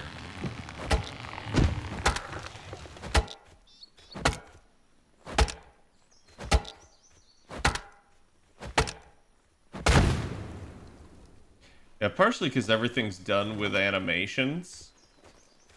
Like, there's none of this, like, you can hit multiple things with one swing.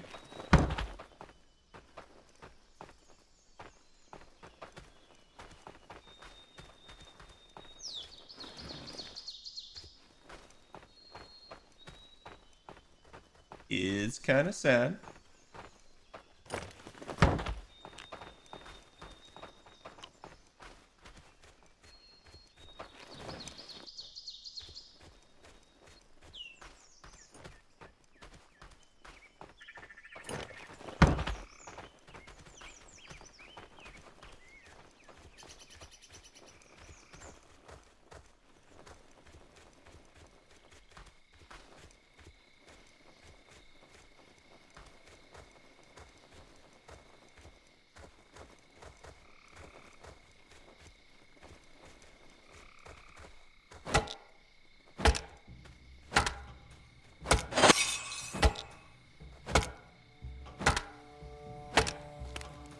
It almost feels a little RuneScape-esque with how, like, everything is a skill.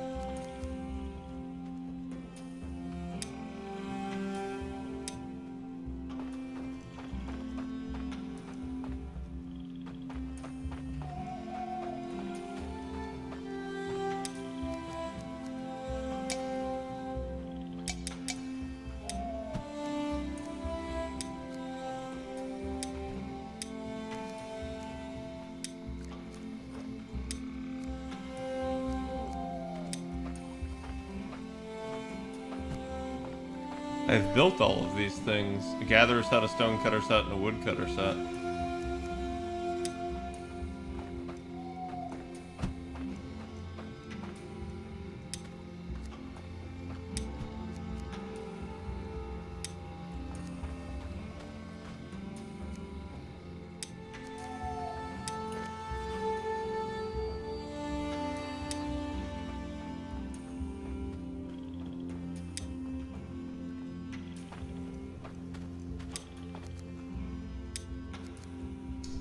So why then does it tell me that I haven't?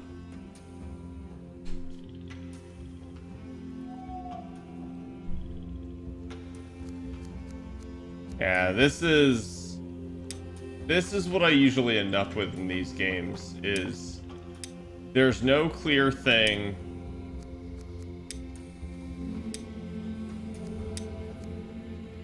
And the tutorials are kind of bad.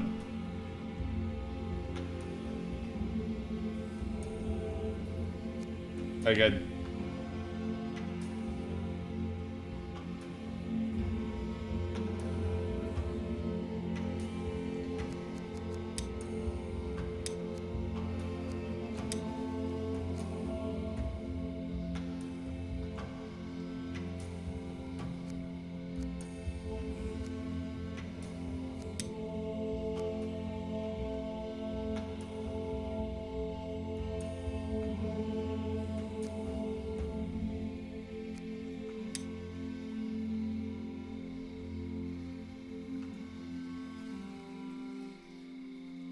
healed that. Okay.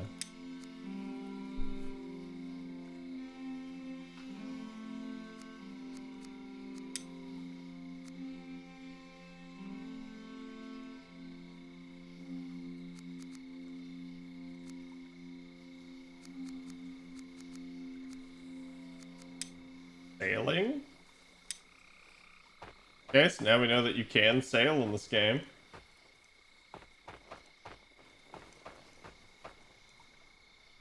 Oh, look. All of the things I need except long sticks. Just the actual thing that I need.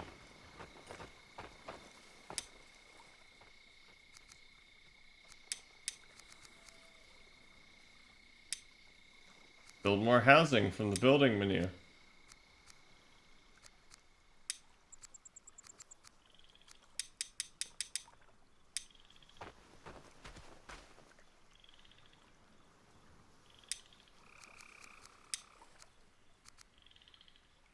A workshop pit.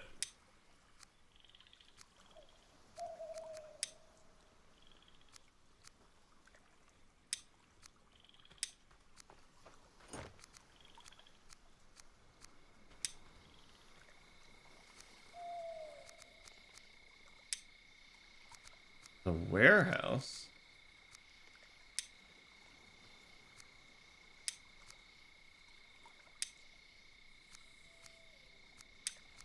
I don't get it. It feels like there's a workshop that I'm supposed to be able to build.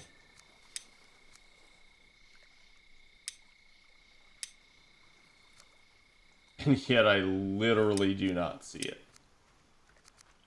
There. What? It's under advanced production. Why?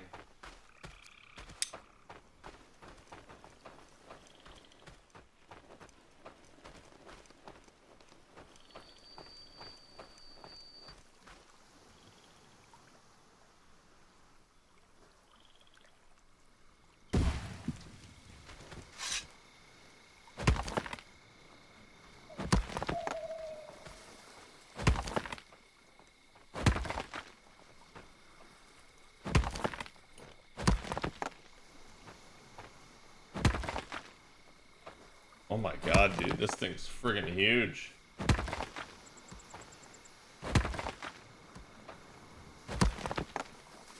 I at least like that it, like, levels the ground. That everything is on level, but, like, I wish the leveling was a little bit, like, easier. Like, this is definitely the clunkiest part of building, in my opinion. And it's just not really fun. I don't mind carrying resources to the thing to build it. There does need to be a faster way to level.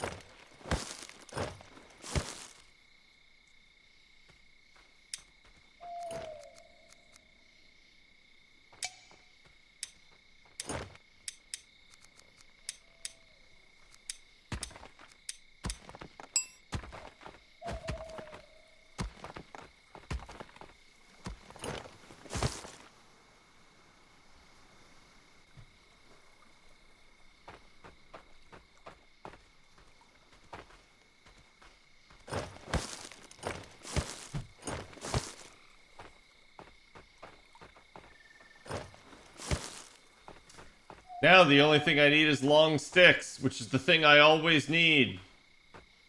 Which is the thing that they never find. Alright, well, chat, it is 11 o'clock. I'm gonna save it here, and we'll end for tonight. Tomorrow is still date night for me, even though the move got a little temporary postponement. So, we're still gonna be planning on ferrying stuff back and forth kind of regularly to make the move easier. But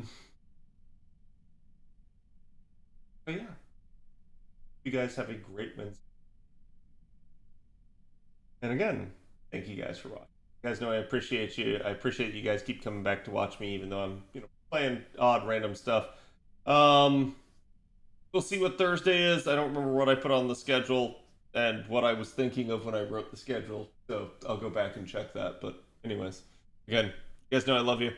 Let me see if there's anybody on. Now, speaking of, there is Mr. Ventas. Let's earn him some love. And again, hope you guys enjoyed. So go give Mr. Ventas my love. Have a great evening, and I'll see you guys Thursday.